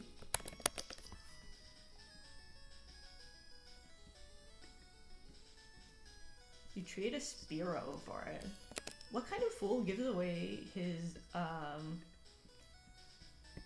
Spearow for a Farfetch? I remember that now. I remember even as a kid thinking that this person was really getting the raw end of the deal. Oh, Meow? Oh, I just saw this. I mean, it's Spearow now, but Meow could be... We can nickname our, like our Paris Meowth or something. How is Meowth the rival of Farfetch anyways? I guess it's Psyduck in that picture I chose, but I remember his name was always Ducks because, I don't know, I looked there because I don't even have him with me, but it was like the only place you could get the Farfetch was from trading, and so like every Farfetch'd was named Ducks because the one in the game was named Ducks or Dukes. I'm not really sure. I always thought it was pronounced Ducks.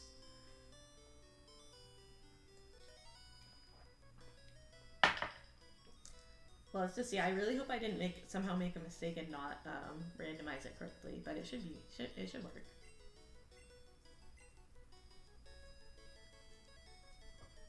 Oh, the other version of no, definitely. So Meowth is a version exclusive. I remember that. I can't remember what's the equivalent of it either, but it's not Farfetch because Farfetch you get in trade. So that's why I am Spearow. I have a funny feeling that Spearow is going to be a good name. That's why I chose the name Ducks, because the nickname of the Farfetch you get in the trade is Ducks. And back then you couldn't even breed Pokemon, so literally every Farfetch in the world was named Ducks. It is also true about like Jinx was only trade. Who else was only trade? I think Mr. Mime was only trade. I believe it was Marcel the Mr. Mime.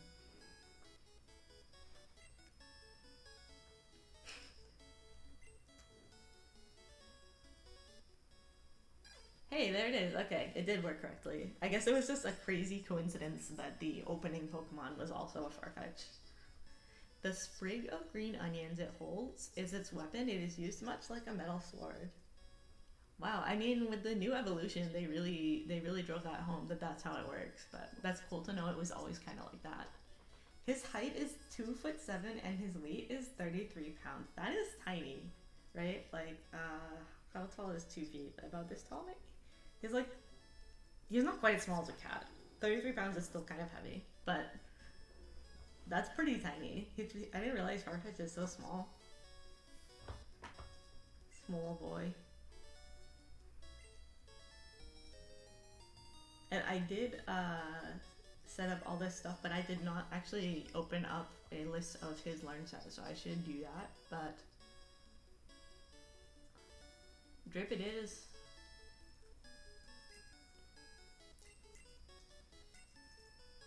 Actually, let me see, can I change the name? Oh gosh, this is something I'm not as familiar with. Can I change the name of the stream right now?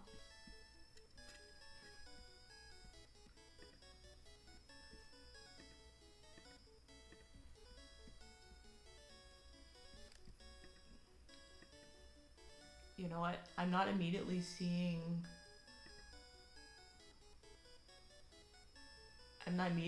how I change the name of the stream, so I think I'm just gonna leave it like that, and then if anybody comes in and is like, hey, where the heck is Mr. Mime? I'll just explain it to them.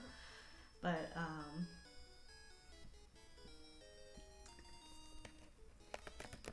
far-fetched learn set Gen 1. Let's have a look-see.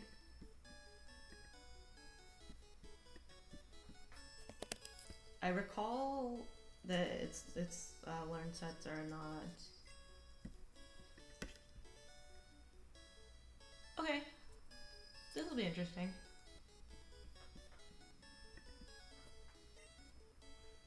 Brock is going to be interesting.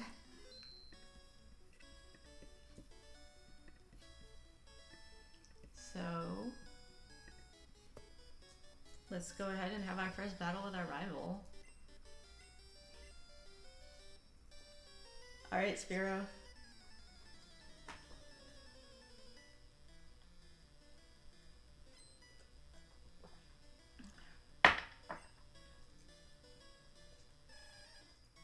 Squirtle. I remember I had a whole thought process as well before I set this one up, why I wanted to replace which one. I think definitely I did not want to have him have a... Obviously I didn't want him to have a Bulbasaur. So yeah, we have Sand Attack. Oh, I gotta turn the animations off again. That's right. But we have Sand Attack. That's real exciting. Sand Attack is very powerful. Ha. And we have Sab Peck. This does mean that we can handle ghosts and whatnot. Sometimes you get a problem with normal type Pokemon. They don't learn any moves that can hit ghosts, but for some reason flying type moves can hit ghosts. Normal and fighting type cannot. I always found that kind of interesting. Alright, down goes Squirtle. Get out of here, Spiro. Yeah, I remember even as a little kid I was like, I can't believe I'm giving this guy like this crappy super common bird, Spiro, and he's giving me this incredibly rare, like one of a kind in the entire world bird. But then I also remember like Farfetch stats not being very good, so I ended up not using it anyways, even though I thought it was really cool that there was only one of it. But yeah, let's check out our buddy here. All of his stats are 11. Okay, that's pretty even. And he is going to learn a move at level 7 that is Leer, which is not super exciting. And then his next move after that is at level 15.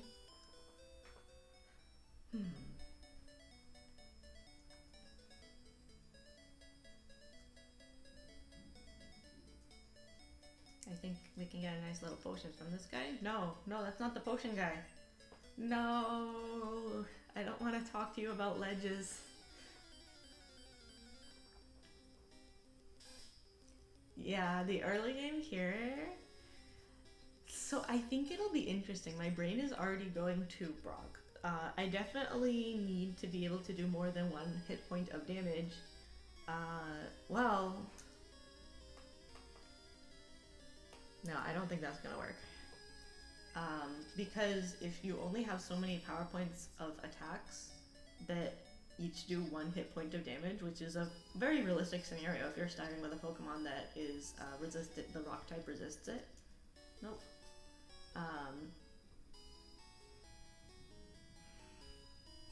you will run out of power points. Like, even if you can survive, like, even if Brock is unable to hit me for a very long time due to all the sand,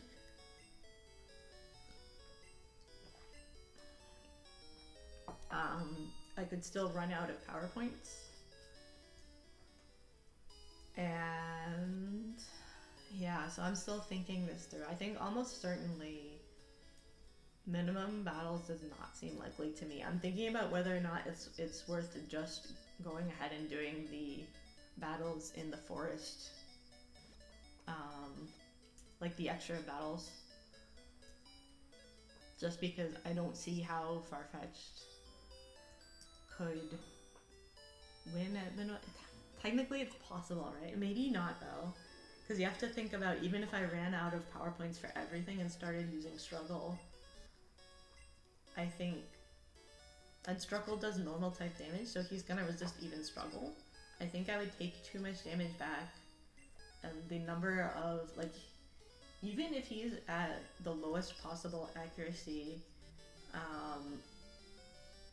he's still gonna hit sometimes, you know what I mean? Especially if I have to take like 40 turns or however many turns it would take to knock out his Pokemon doing 1 damage each turn. So I think I probably should go ahead and do the extra battles, the trainer battles in the forest, certainly.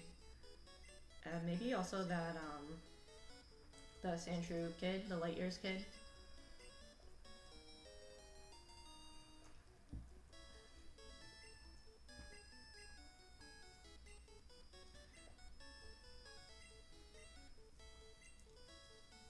Because Sandshrew isn't, I don't think it's going to be as bad as, like, say with Jinx, where we had to get to a ridiculously higher level. But I do think it's not going to be great, because I'm not seeing, obviously, like, Farfetch cannot learn anything. Well, actually, can it learn any special moves, or is this all, it's learning pretty much all normal type. It learns Toxic, it learns Reflect, which is Psychic type apparently. Yeah, it learns pretty much, wow, and then Peck is its only flying type move until we get Fly. So, that is gonna be interesting. Leer Spam, That's true, I guess. So, like, Sand Attack Spam followed by Leer Spam, right?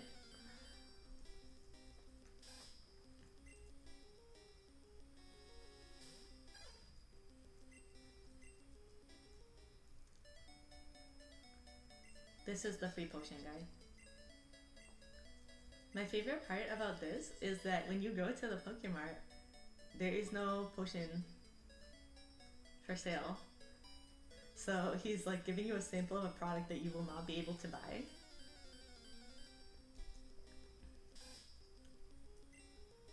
Rattata.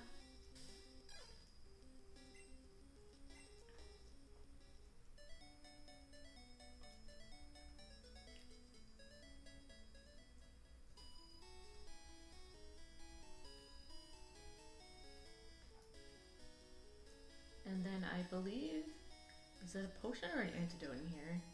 Potion, okay. That's plenty of potions, actually. Probably more than I need.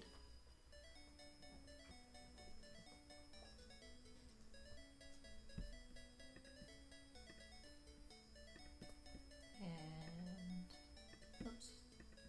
Okay. I had the list of the moves that Farfetch learned, and it was kind of blocking my screen. And I don't know why, because it's not a very promising list, let me tell you. His only learns 2 flying type moves. Peck, which he starts with, and then Fly. So we actually might not need to catch a flyer. Because we definitely, oof, that's tough, right? I'm pretty sure we want to have Fly though. Alright, let's just fight these extra guys. Come on, let's battle them. These will be some easy battles, now that I have a flying type.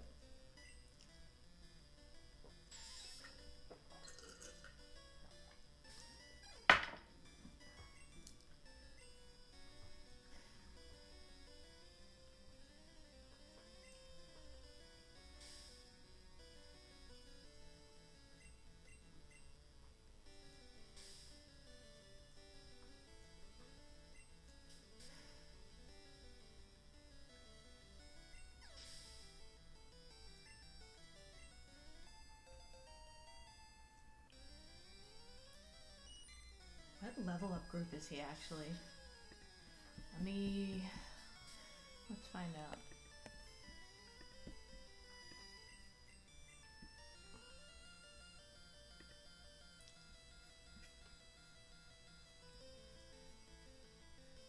Leveling rate medium fast. Okay.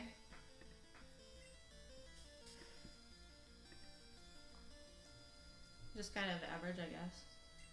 A little bit above average, maybe. Because we're gonna need some levels. He didn't get that one level from the rival battle. Caterpie can't cut it. Poor kid. We get like special good Pokemon just given to us by the like world's most famous professor of Pokemon, but these kids, they just jam out with the like whatever Weedles they found in the forest.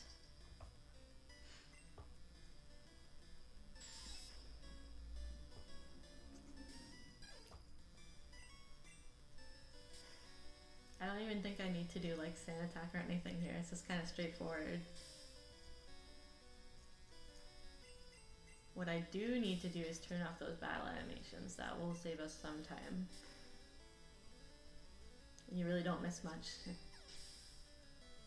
That's what I'm saying, right? Like, the main character is so much more privileged than, like, all these poor children. They just have to get whatever Pokemon that they can find. They don't get special Charmander. They don't get a Farfetch'd.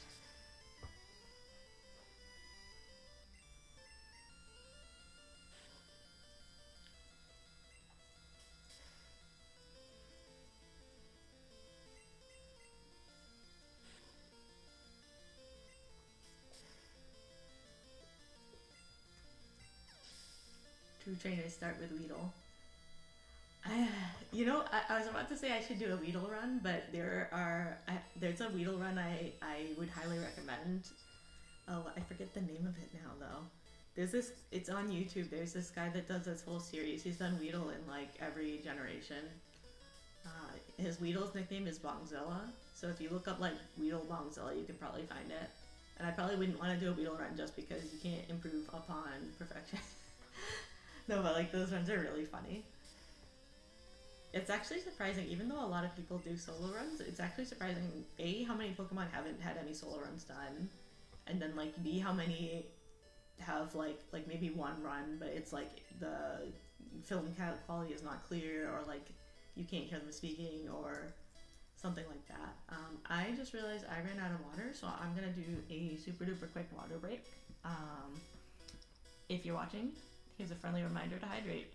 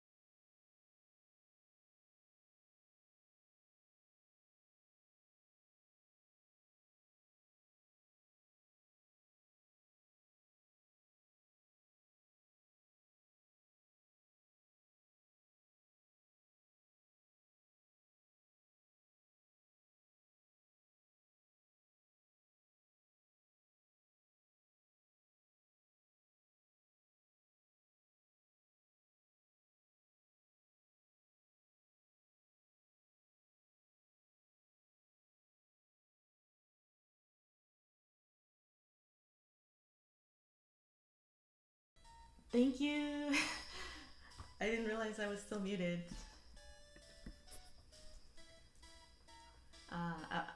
All I was saying is that it is good to hydrate, so. What is it, the right side here and then the left side, right? I'm trying to memorize that most efficient path through here. And then there's the one, nope. I guess it wasn't that side. Excuse me, Weedle. We're in a bit of a rush right now.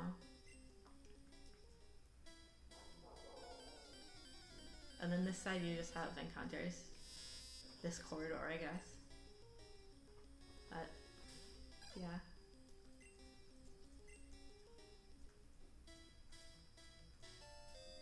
Another secret potion. Might as well use one of those potions. I don't think I really need... It's almost like speedrunning, right? I mean, I use a lot of resources that are made by speedrunners. They just have really good resources.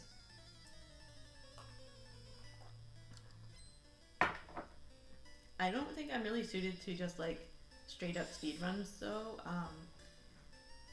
I think a game like this, when there's a certain level of like RNG necessary, I admire people that can do it, but it seems like it would be quite frustrating.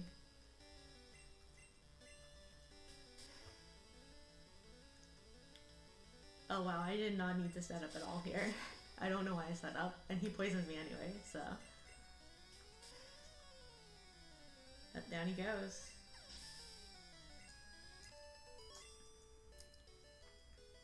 I think we can make it to the Pokemon Center without using an antidote. It doesn't really matter. You know, I'll just go ahead and use an antidote because we love Drip.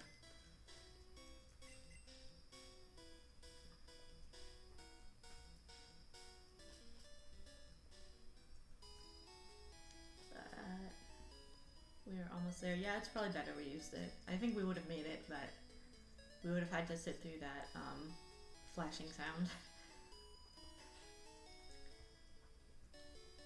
Apparently, if you have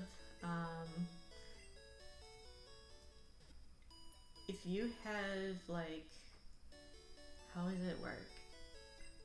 There's a way to do, hold on. My brain just froze for a moment there. There is, in this game only, when you put Pokemon in the box, it does not heal them. So it is possible actually to put Pokemon in your box and then take out, so you only have Pokemon that are fainted in your team. And then naturally after 4 steps, the game checks to see if your Pokemon are fainted, like because of the poison thing. So the game will check to see if you're fainted. However, if you start the game, if you save and then turn it off and turn it back on, that will reset the number of steps. So you can actually walk around the game with only fainted Pokemon as long as you save and then like soft reset every 3 steps. And then you can enter a battle that way, and then obviously it's super glitchy because you're not supposed to enter a battle with fainted Pokemon. I will sand attack this Diggy friend. Wow, he did a good amount of damage there. Nice. Sand attack is very overpowered. It's funny to be on the giving end of the sand attacks, I must say. I'm used to being the victim of a sand attack. Ha. Yeah, it's not very fun when your moves can't hit, is it, Diglett? Oh, it's almost like having sand in your eyes is terrible. I don't know why I'm taunting this child who never used sand attack at me. When it gets to the rival, that'll be fun. That rival loves using sand attack. He might know sand attack actually. His Sandshrew might know sand attack.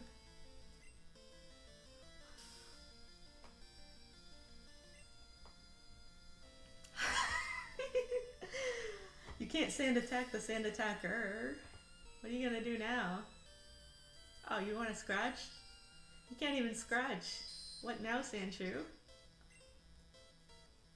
No! My hubris got the best of me.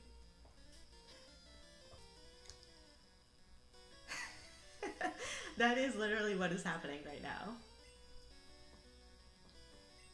And now we're just both kind of throwing sand around randomly and not hitting each other. Look at how little damage that peck is doing. You know what though? I'll take it. Like, even if I faint here... Although I don't want to lose my money early game. What do I want to do here? Do I want to... do I want to... If I faint here, do I want to just take the hit to my... You know what? I guess I can. You really don't need that much money early game. I don't even need a Pidgey this time around. Yep. Down I go. But I will accept this because I got a level from that Diglett, and I do think we're gonna need at least a couple levels before we can take on Brock. But I will spend the rest of my money. We do need at least like a few Pokeballs for the purse. And we don't really need much else. Is there a Paralyzed Heal here? Yes. Take a few Paralyzed Heals. And a couple antidotes, I guess. We get more money from defeating Brock too. Money in general is very tight in these games. However, in this kind of run we don't need that much money, thankfully.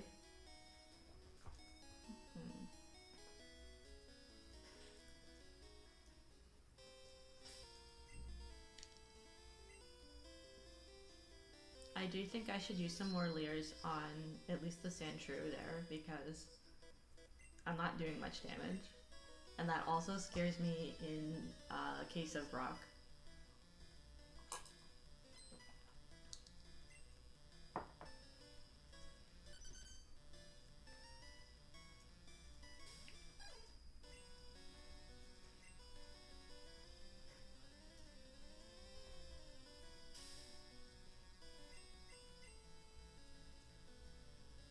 Okay.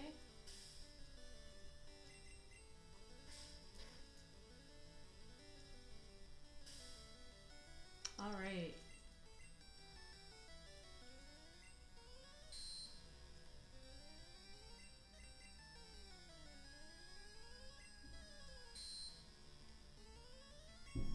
At least, I mean, Farfetch's moveset is still pretty interesting, actually. Farfetch would make a pretty good starter Pokemon, all things considered, if you think about it. Like, this starting moveset, it has a nice stab move, and it has a couple status moves that are pretty good. Alright. Here comes Sandshrew. Yeah, we were talking about it a little bit earlier in this stream. I might not even, we might start like jumping around and whatnot, but definitely Johto has a lot of really cool single stage Pokemon, pretty much every generation. I think we were listing all of them, let's see, like Pseudo-Udo, Miltank, there is Dunsparce, there is Quillfish, there is Girafarig. There's a lot of really interesting options in Johto. And then when you go on to the Hoenn games, there's also like, there's Spinda, there is Kecleon, there's Castform. There's just a lot of really interesting single stage Pokemon. How many sand attacks did I give this guy? Sableye! I love Sableye! You know what I love? I love Mawile. I love Mawile and Sableye, but Mawile is one of my all-time favorites. But I love Sableye too. It's really cool. That would actually be an interesting comparison. Which one is better, Mawile versus Sableye? Because I believe they are supposed to be counterparts to each other. What do they have? I'm thinking now in the Sinnoh game, what do they have? They have Chatot, for sure. What else do they have in Sinnoh besides Chatot? Expect Mawile. I mean, so Mawile has a... They both really needed the Mega Evolutions, I think. Because both of them weren't super viable until they had Mega Evolutions. Okay.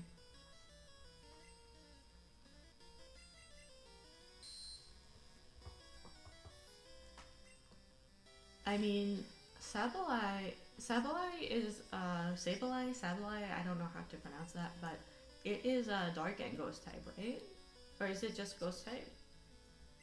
Or is it just dark type? It's dark and ghost, right? Maybe it's just ghost. Dark and ghost. Okay, yeah. So that type is a very interesting typing, right? It does not have a weakness, at least in the before they like added fairy. It does not have a weakness, right?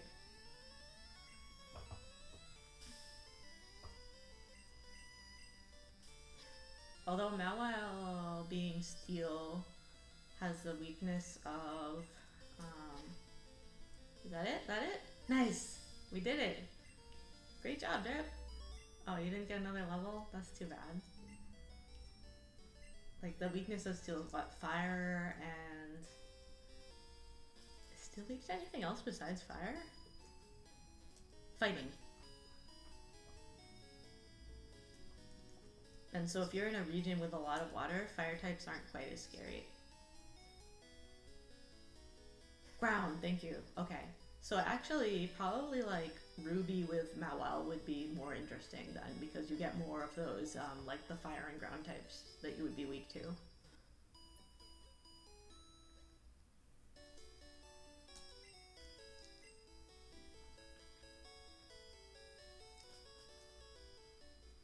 Alright. Let's just see how Brock goes. I am not super optimistic, but we can see.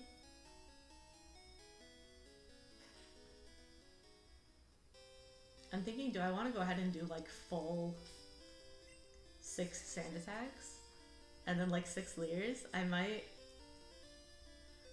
I need to see how much damage like his Geodude can do. And his Geodude actually knows defense curl, so probably leers... I don't know, it's gonna be tough.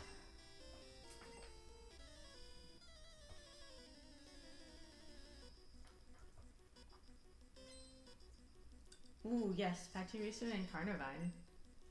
Did you look at a list, or did you just do you just know those off the top of your head? Because I was trying to think of what others there are. I love Pachirisu. Oh, Rotom. Spiritomb is definitely... That is Gen 3, Seviper and Zangoose. That would be another interesting like comparison, right? Which one is better, Seviper or Zangoose? Rotom and Spiritomb, I don't think they're considered legendaries. Rotom is kind of... They're both like special, but I don't think they're exactly legendaries. I don't know. I think to be a legendary, you have to have certain traits, like you have to have a certain base stats. And I'm gonna go ahead and start with the Sandtech. They're considered pseudo-legendary.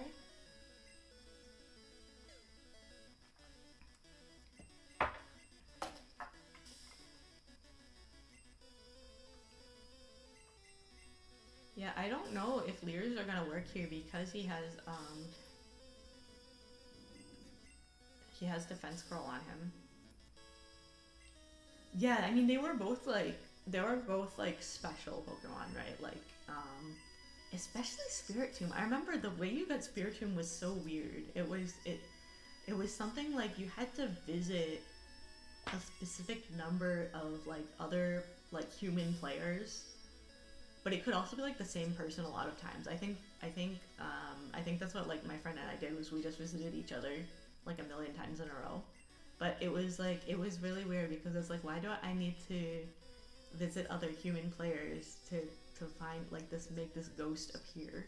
Okay, so I've used the 6 sand attacks and I leer.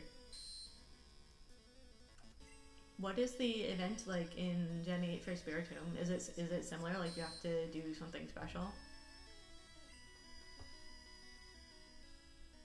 Oh, yeah, that was such a weird thing. But if you have the internet, it's probably a lot faster.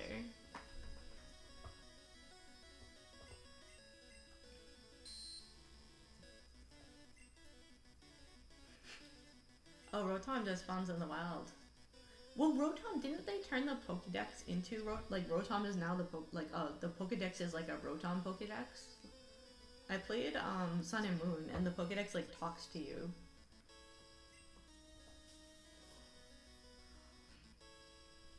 Oof. That's gonna be a big oof right there. Oh, the bike is Rotom too?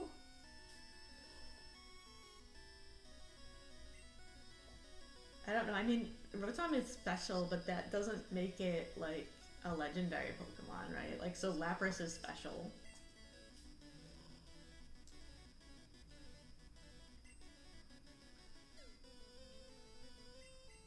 I want to go back to Lear's. The problem is he has unlimited power points, so I cannot out-Lear his defense crawls. Oh, the PC is a Rotom as well. Everything is Rotoms. I kind of feel like the world is being taken over by Rotoms.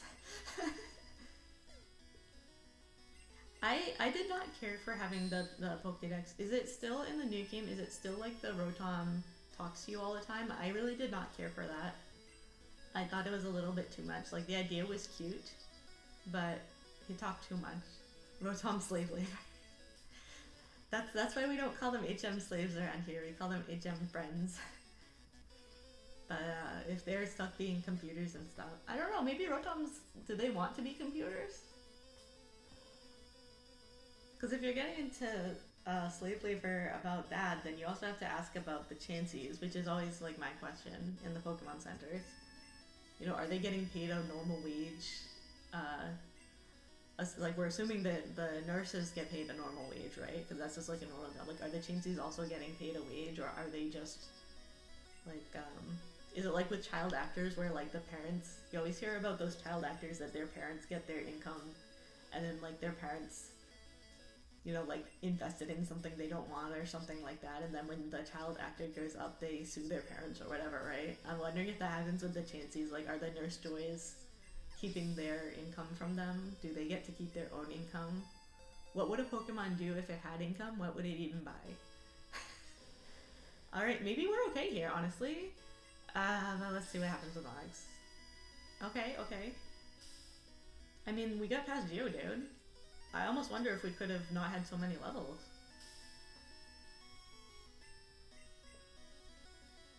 I mean, this is just slow, but...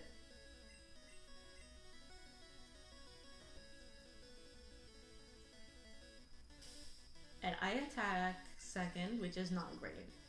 Because that means I have to... His bites can be a problem. Okay, so that would have been 12 sand attacks total. His accuracy, I wonder what the accuracy is for the opponent now that it's been lowered 6 times.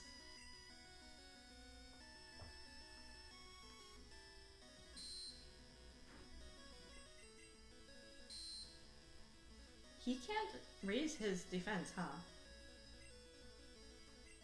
How many, was that 4, I think? You can go ahead and try all 6, I guess. If he's gonna use Vibe anyways.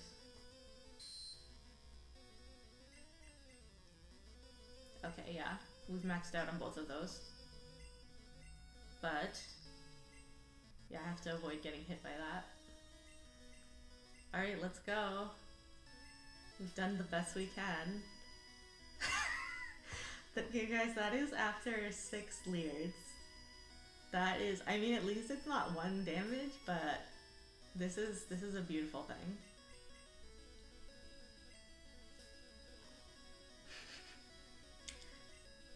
Right now, my mental image, right? So we have an Onyx with like an extreme amount of sand in its eyes. They can't see shit, and we have a small burb like standing on top of the Onyx, like gently pecking away at it. Oh no, he actually hit me. Does Bide never miss?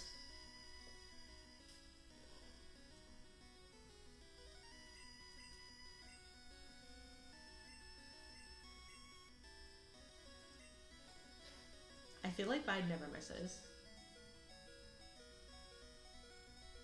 No, okay, so we have to kill him before he attacks. Come on. Man. Come on, please. Please. Ah. Yes! Yes! You did it! Very good job, Farfetch. Wow, good for you, buddy. You were lower level than even his weakest Pokemon. Woohoo! That is. I am glad that was a 3-turn bide. Very nicely done, Farfetch. That was beautiful. That was tense. I'm pleased.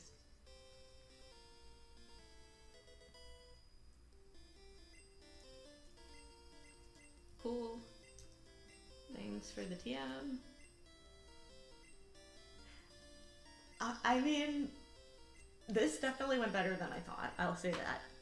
Usually, if you have a Pokemon that has nothing that can resist, like if Brock can resist all of your moves, usually you have to be higher level than him to beat him. But Farfetch'd has strats. Your boy Farfetch, yeah, he's got strats, man. Like he that Leer and Sand Attack combination is pretty good. And we get agility later, I saw, so badge boost glitch is gonna be an option.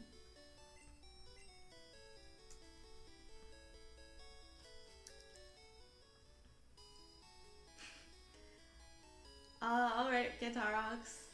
Have a good rest of your evening. Smell you later. That's coming. That's still coming in the future. The rival run. But have a good night. Thanks for coming. Let's go ahead and get a few more potions. And maybe just like one burn heal on one awakening. Sword Stance Agility Slash. That sounds very broken.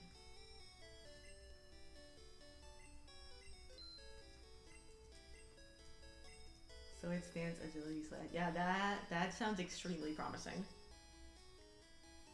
Maybe I don't want to teach him Fly though. I mean, is he going to learn? The scary thing about teaching him Fly is that you can't get rid of it. But I don't see better options. I think he should learn Fly.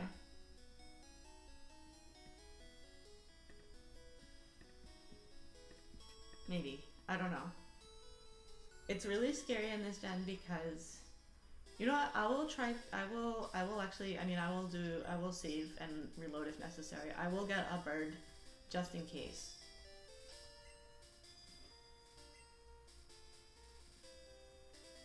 But I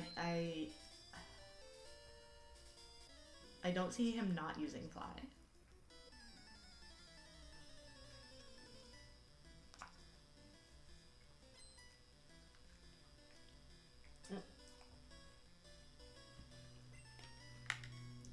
Just have the rest of that jelly. Because this is his only other flying move is this pet. Don't look at his base stats. Yeah, I mean, it wasn't just the base stats. I'm also scared about his learn pool, his move pool. Because he doesn't really have type coverage. Like full stop, he doesn't really have type coverage. I have to think about what we're gonna do about, you know, rock types in the future. He doesn't have... I don't even know, should I Mimic? Should I get Mimic at some point? And then I'm thinking about stuff like the Rivals, Rhydon, and Giovanni. Those battles which are usually pretty straightforward, but if we have nothing that they don't resist... I mean,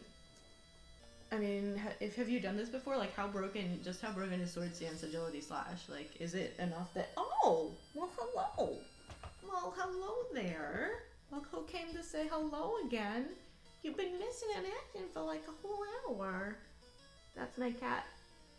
He loves to say hello while I'm streaming. One time he sat on my lap for an entire stream. Um, I mean, that sounds good, honestly. So, Swords Dance Agility Slash sounds extremely broken.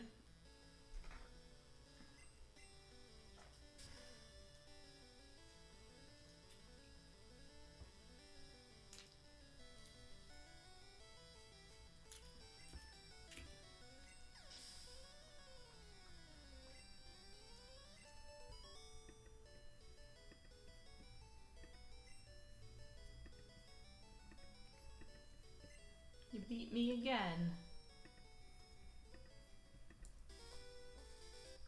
This guy you have to fight. Shorts boy. That's another little tip I learned from speedrunners. It is like a split second faster if you walk up to them and talk to them rather than letting them walk up to you. Let's see, do I wanna... Probably I should start using Sand Attack. For something like this Rattata. Maybe not even necessary, really.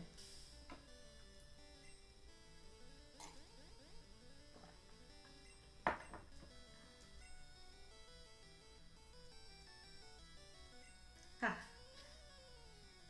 Sand Attack is very broken.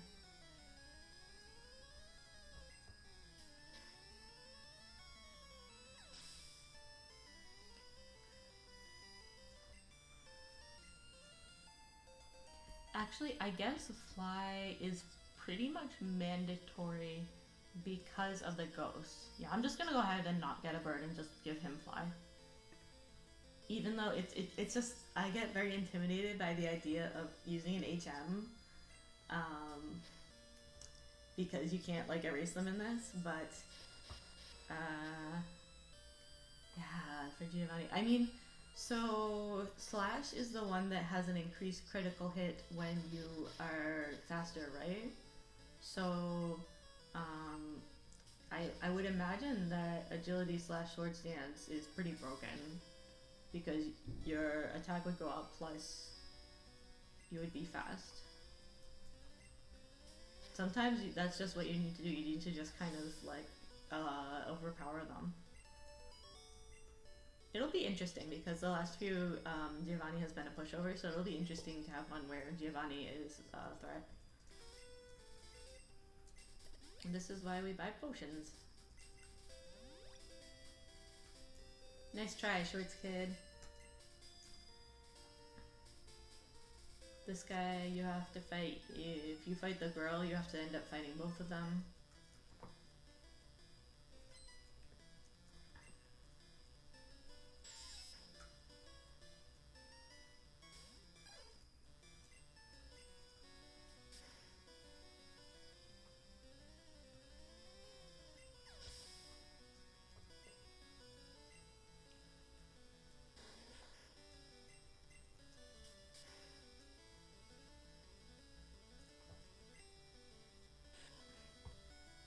It was very nice of them to put a lot of bugs early on in the game for Farfetch to peck his way through.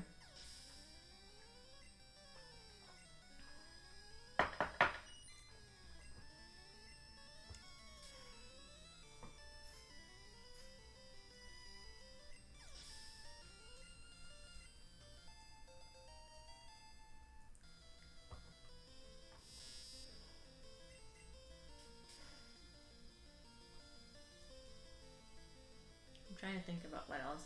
Lieutenant Surge is kind of scary.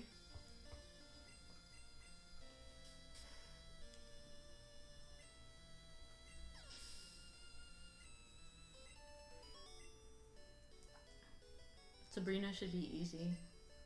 Relatively. Man, I only get 90 Poké-Dollars. This kid is broke. You can fight my new Pokemon. I keep trying to open this jelly, but I think it's stuck. I think I'm gonna have to... Yeah, I'm just gonna leave it for now and then open it afterward. Hello, Caterpie.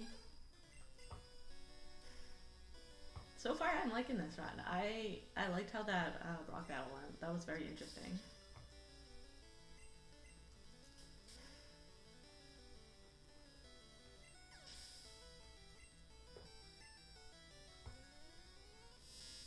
Hello, Metapod.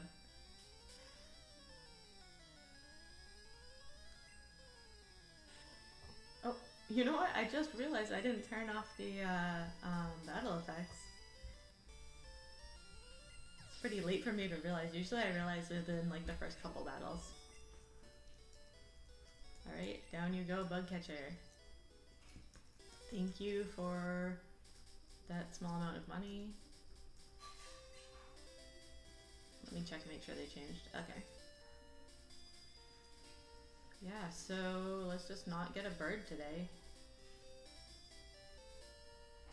I mean, an additional bird. I'll have to make a headcanon that Farfetch'd is very, like, jealous, and he can't stand being on the same team with another bird.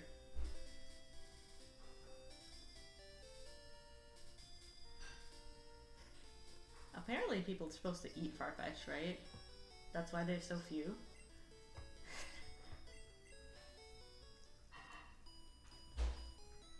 We will need to get a Paris though. And our boy Lappers.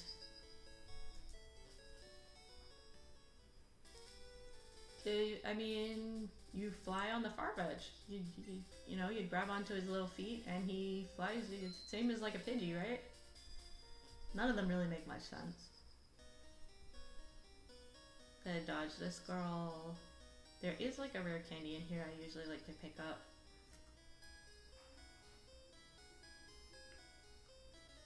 No, no, no! Wow, I haven't bumped into that guy in like maybe ever. I usually dodge him. They are so small. I mean, the mental image is really good. I mean, hey, like Doduo can learn fly, and I don't even know how Doduo flies. But yeah, like a Pidgey, a Farfetch, any of them small boys, it's really funny to imagine them carrying you around.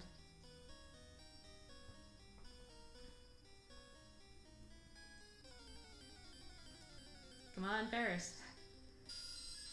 I believe. Oh, which one? I have seen some very interesting pictures of how Doduo is supposed to fly. Like, I've seen it be like a helicopter where like the heads are spinning.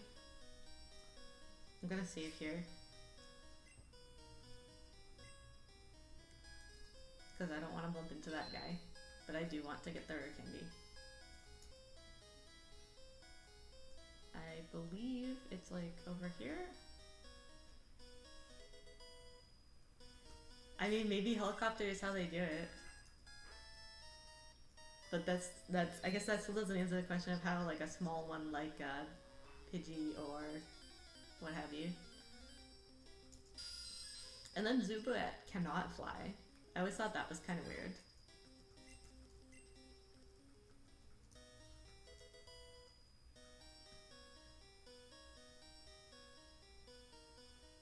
There's a girl to dodge here.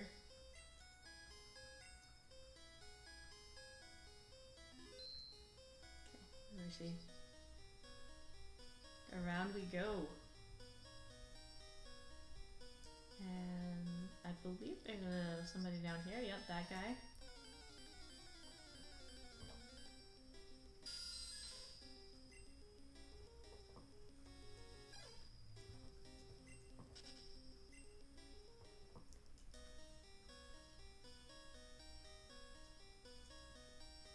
I mean, there's a lot of Pokemon that levitate. Like, who did you have in mind? Like a Latios?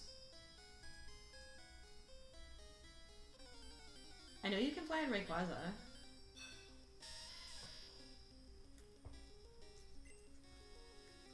And that's Geodude, who we do not need. I think the chance of getting Paris on this floor is very low. It increases like with each floor you go through, I believe. Paris, come on, Paris. That's still Geodude. Are you getting up, buddy? You wanna go? He was on my lap. You wanna go down, Lucky? Okay. Using your Magnemite. Okay, now that is a crazy mental image. You're talking about having Magnemite like carry you across the land. Like how, like you're just grasping onto the Magnemite like this, and it just kind of floats through. It is true that it doesn't make sense that they can float like that. Wheezing, I would guess because it's like gas, right? It's like a balloon or something where it's like lighter than whatever, so that makes it possible to float. Yay! Here's a buddy. Good afternoon, small friend. Would you care to join us? Okay. Would you please join us? We're asking nicely. There's snacks involved. You won't have to battle. You won't get hurt. You'll get to do a dig that is very cool that everyone likes. Would you please join us? Please? Or am I gonna have to reset? I'm gonna have to reset. Well, screw you too, Paris.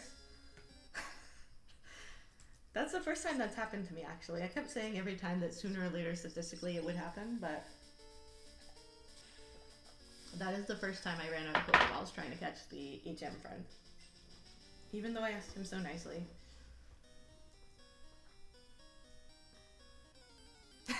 This time we're not asking. Well, the thing is that I can't attack him, right? Especially Paris, because he's gonna be 4 times weak. So I really have no choice but to throw the Pokeball. Statistically, I usually get around 8 Pokeballs, because usually statistically, I think it's like a coin flip or so, the chance of catching a Pokemon. So usually 4 is enough.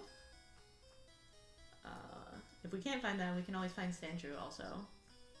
But I'd rather just get a Paris and move on.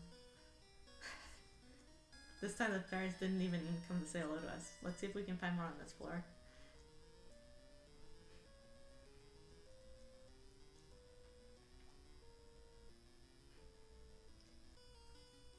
This guy you have to fight, so this is okay.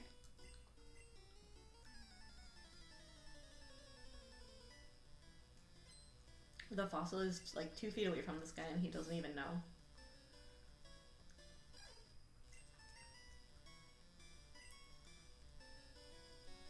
Wait, his sand attack failed. That's interesting. I believe the opponent's status move only has a 75% accuracy. The game is actually rigged in your favor.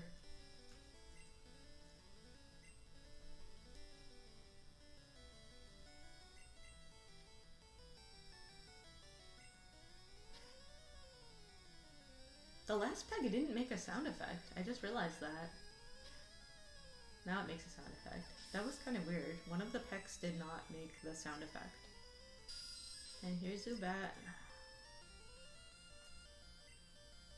No, no, it's such a low accuracy move and you had sand in your eyes. You had sand in your eyes. I don't like this. Okay, cool. Good job, Drip. Good job, buddy. Fighting through that confusion. Yeah, that's not really gonna work for you, Zubat.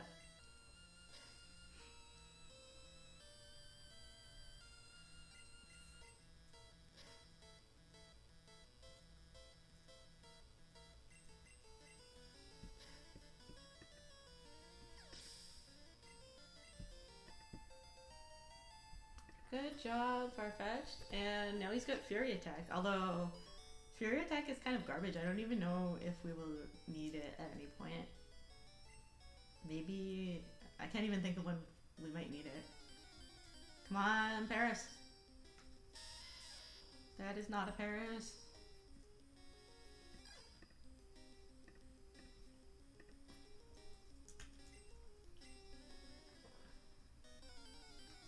Come on, Paris, Paris, Paris, Paris, Paris. And the Parises are not liking us today. I'll go ahead and use a potion before this next. I don't really have big concerns about this super nerd, but we'll see. The super nerd sprite is very strange. Like, he's kind of kneeling down on the ground. Let's see him.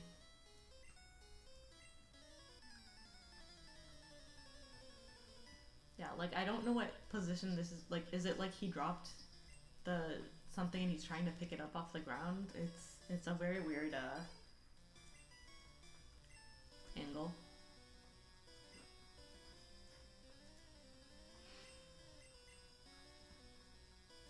Alright, I think... Wow, what did he disable? Not my Leer. He does look creepy, right? He looks a little creepy. In the later games, they kind of look normal, or they were like wearing a Charmander suit. Is it Charizard or Charmander? I can't really tell, but like they're wearing like a Charmander costume, so they look a lot more approachable. But in this, they just kind of look weird.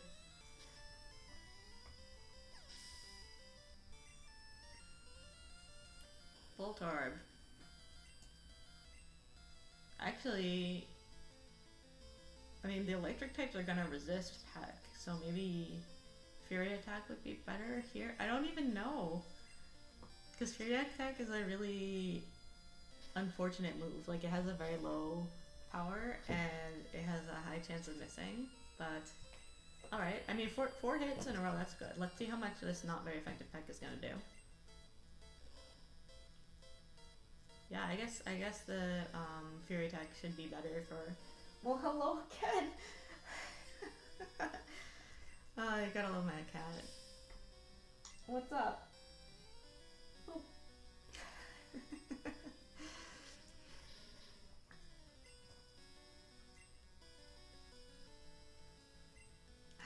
Can Farfetch learn Body Slam?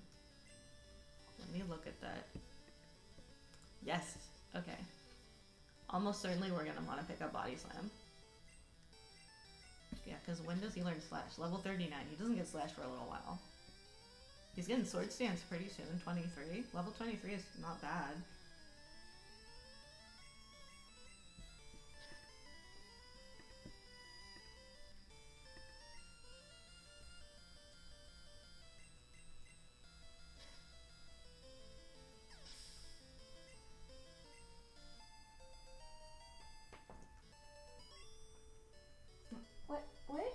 What do you want?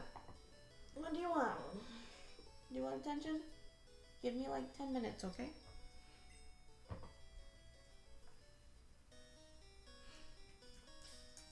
I definitely want to heal up a bit there. I don't really need this potion, but why not? Our buddy Helix.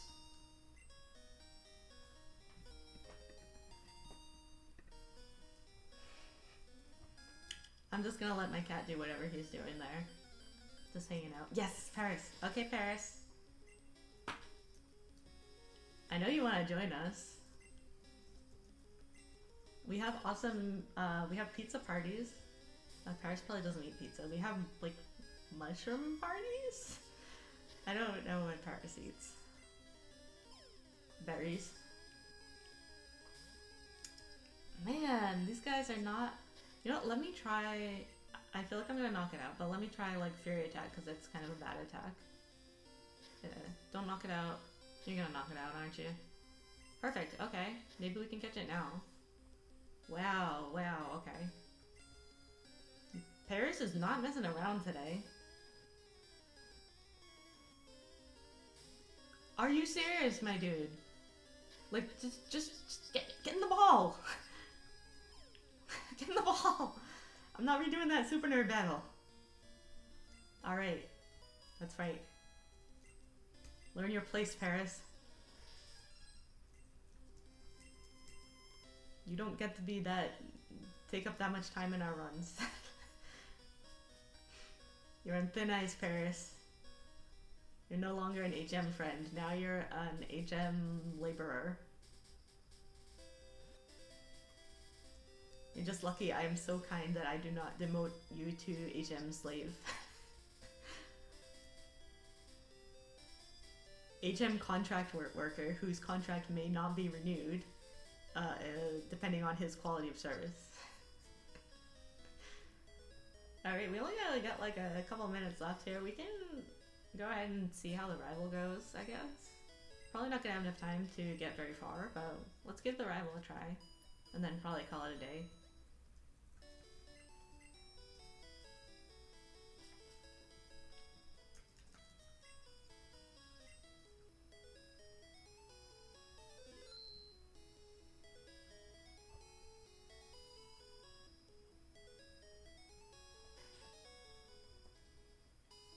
Get to pick up that Super convenient rare candy right there.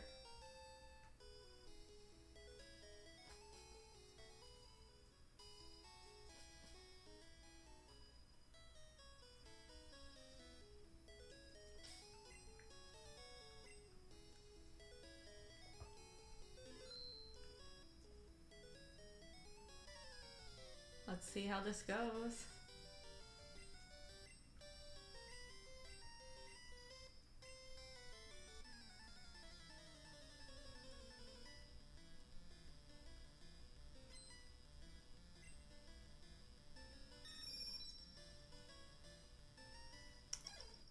Alright. Yeah, this is not looking great. Just from the opening there, but maybe once we got sand attacks in. Oh no, he sand attacked me. He sand attacked me. You got this, Farfights, you got this. Let's give him a few sand attacks. Then maybe like a Leer.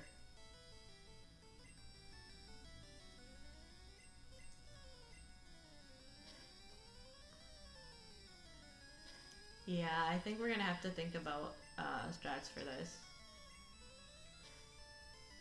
Level 16 is still quite low.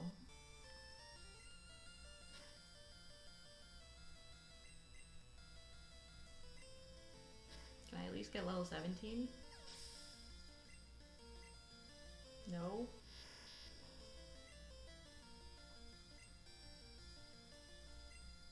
Get a free Abra, I guess. I mean, maybe it'll go pretty smoothly. Actually, Fear Attack's not that bad. I guess it's that Abra's very weak, though. Alright, cool. Okay. Okay, I'm faster. Need at least a few sand attacks, I think. I'm a little bit afraid of this Rattata. 3 sand attacks sounds about good. I don't like that tail whip. I don't like double tail whips. And he hit?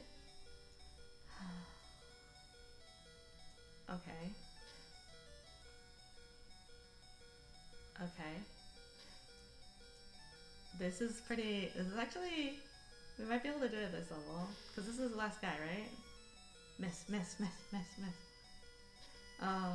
Okay, I think, yeah, we're about at the right time. So I think this can be done. I think we will do this on Wednesday. So, that'll gonna be it for today. Thank you so much, everyone that came and watched. I really appreciate it. Thank you for people who come back. That's so cool. I really appreciate that.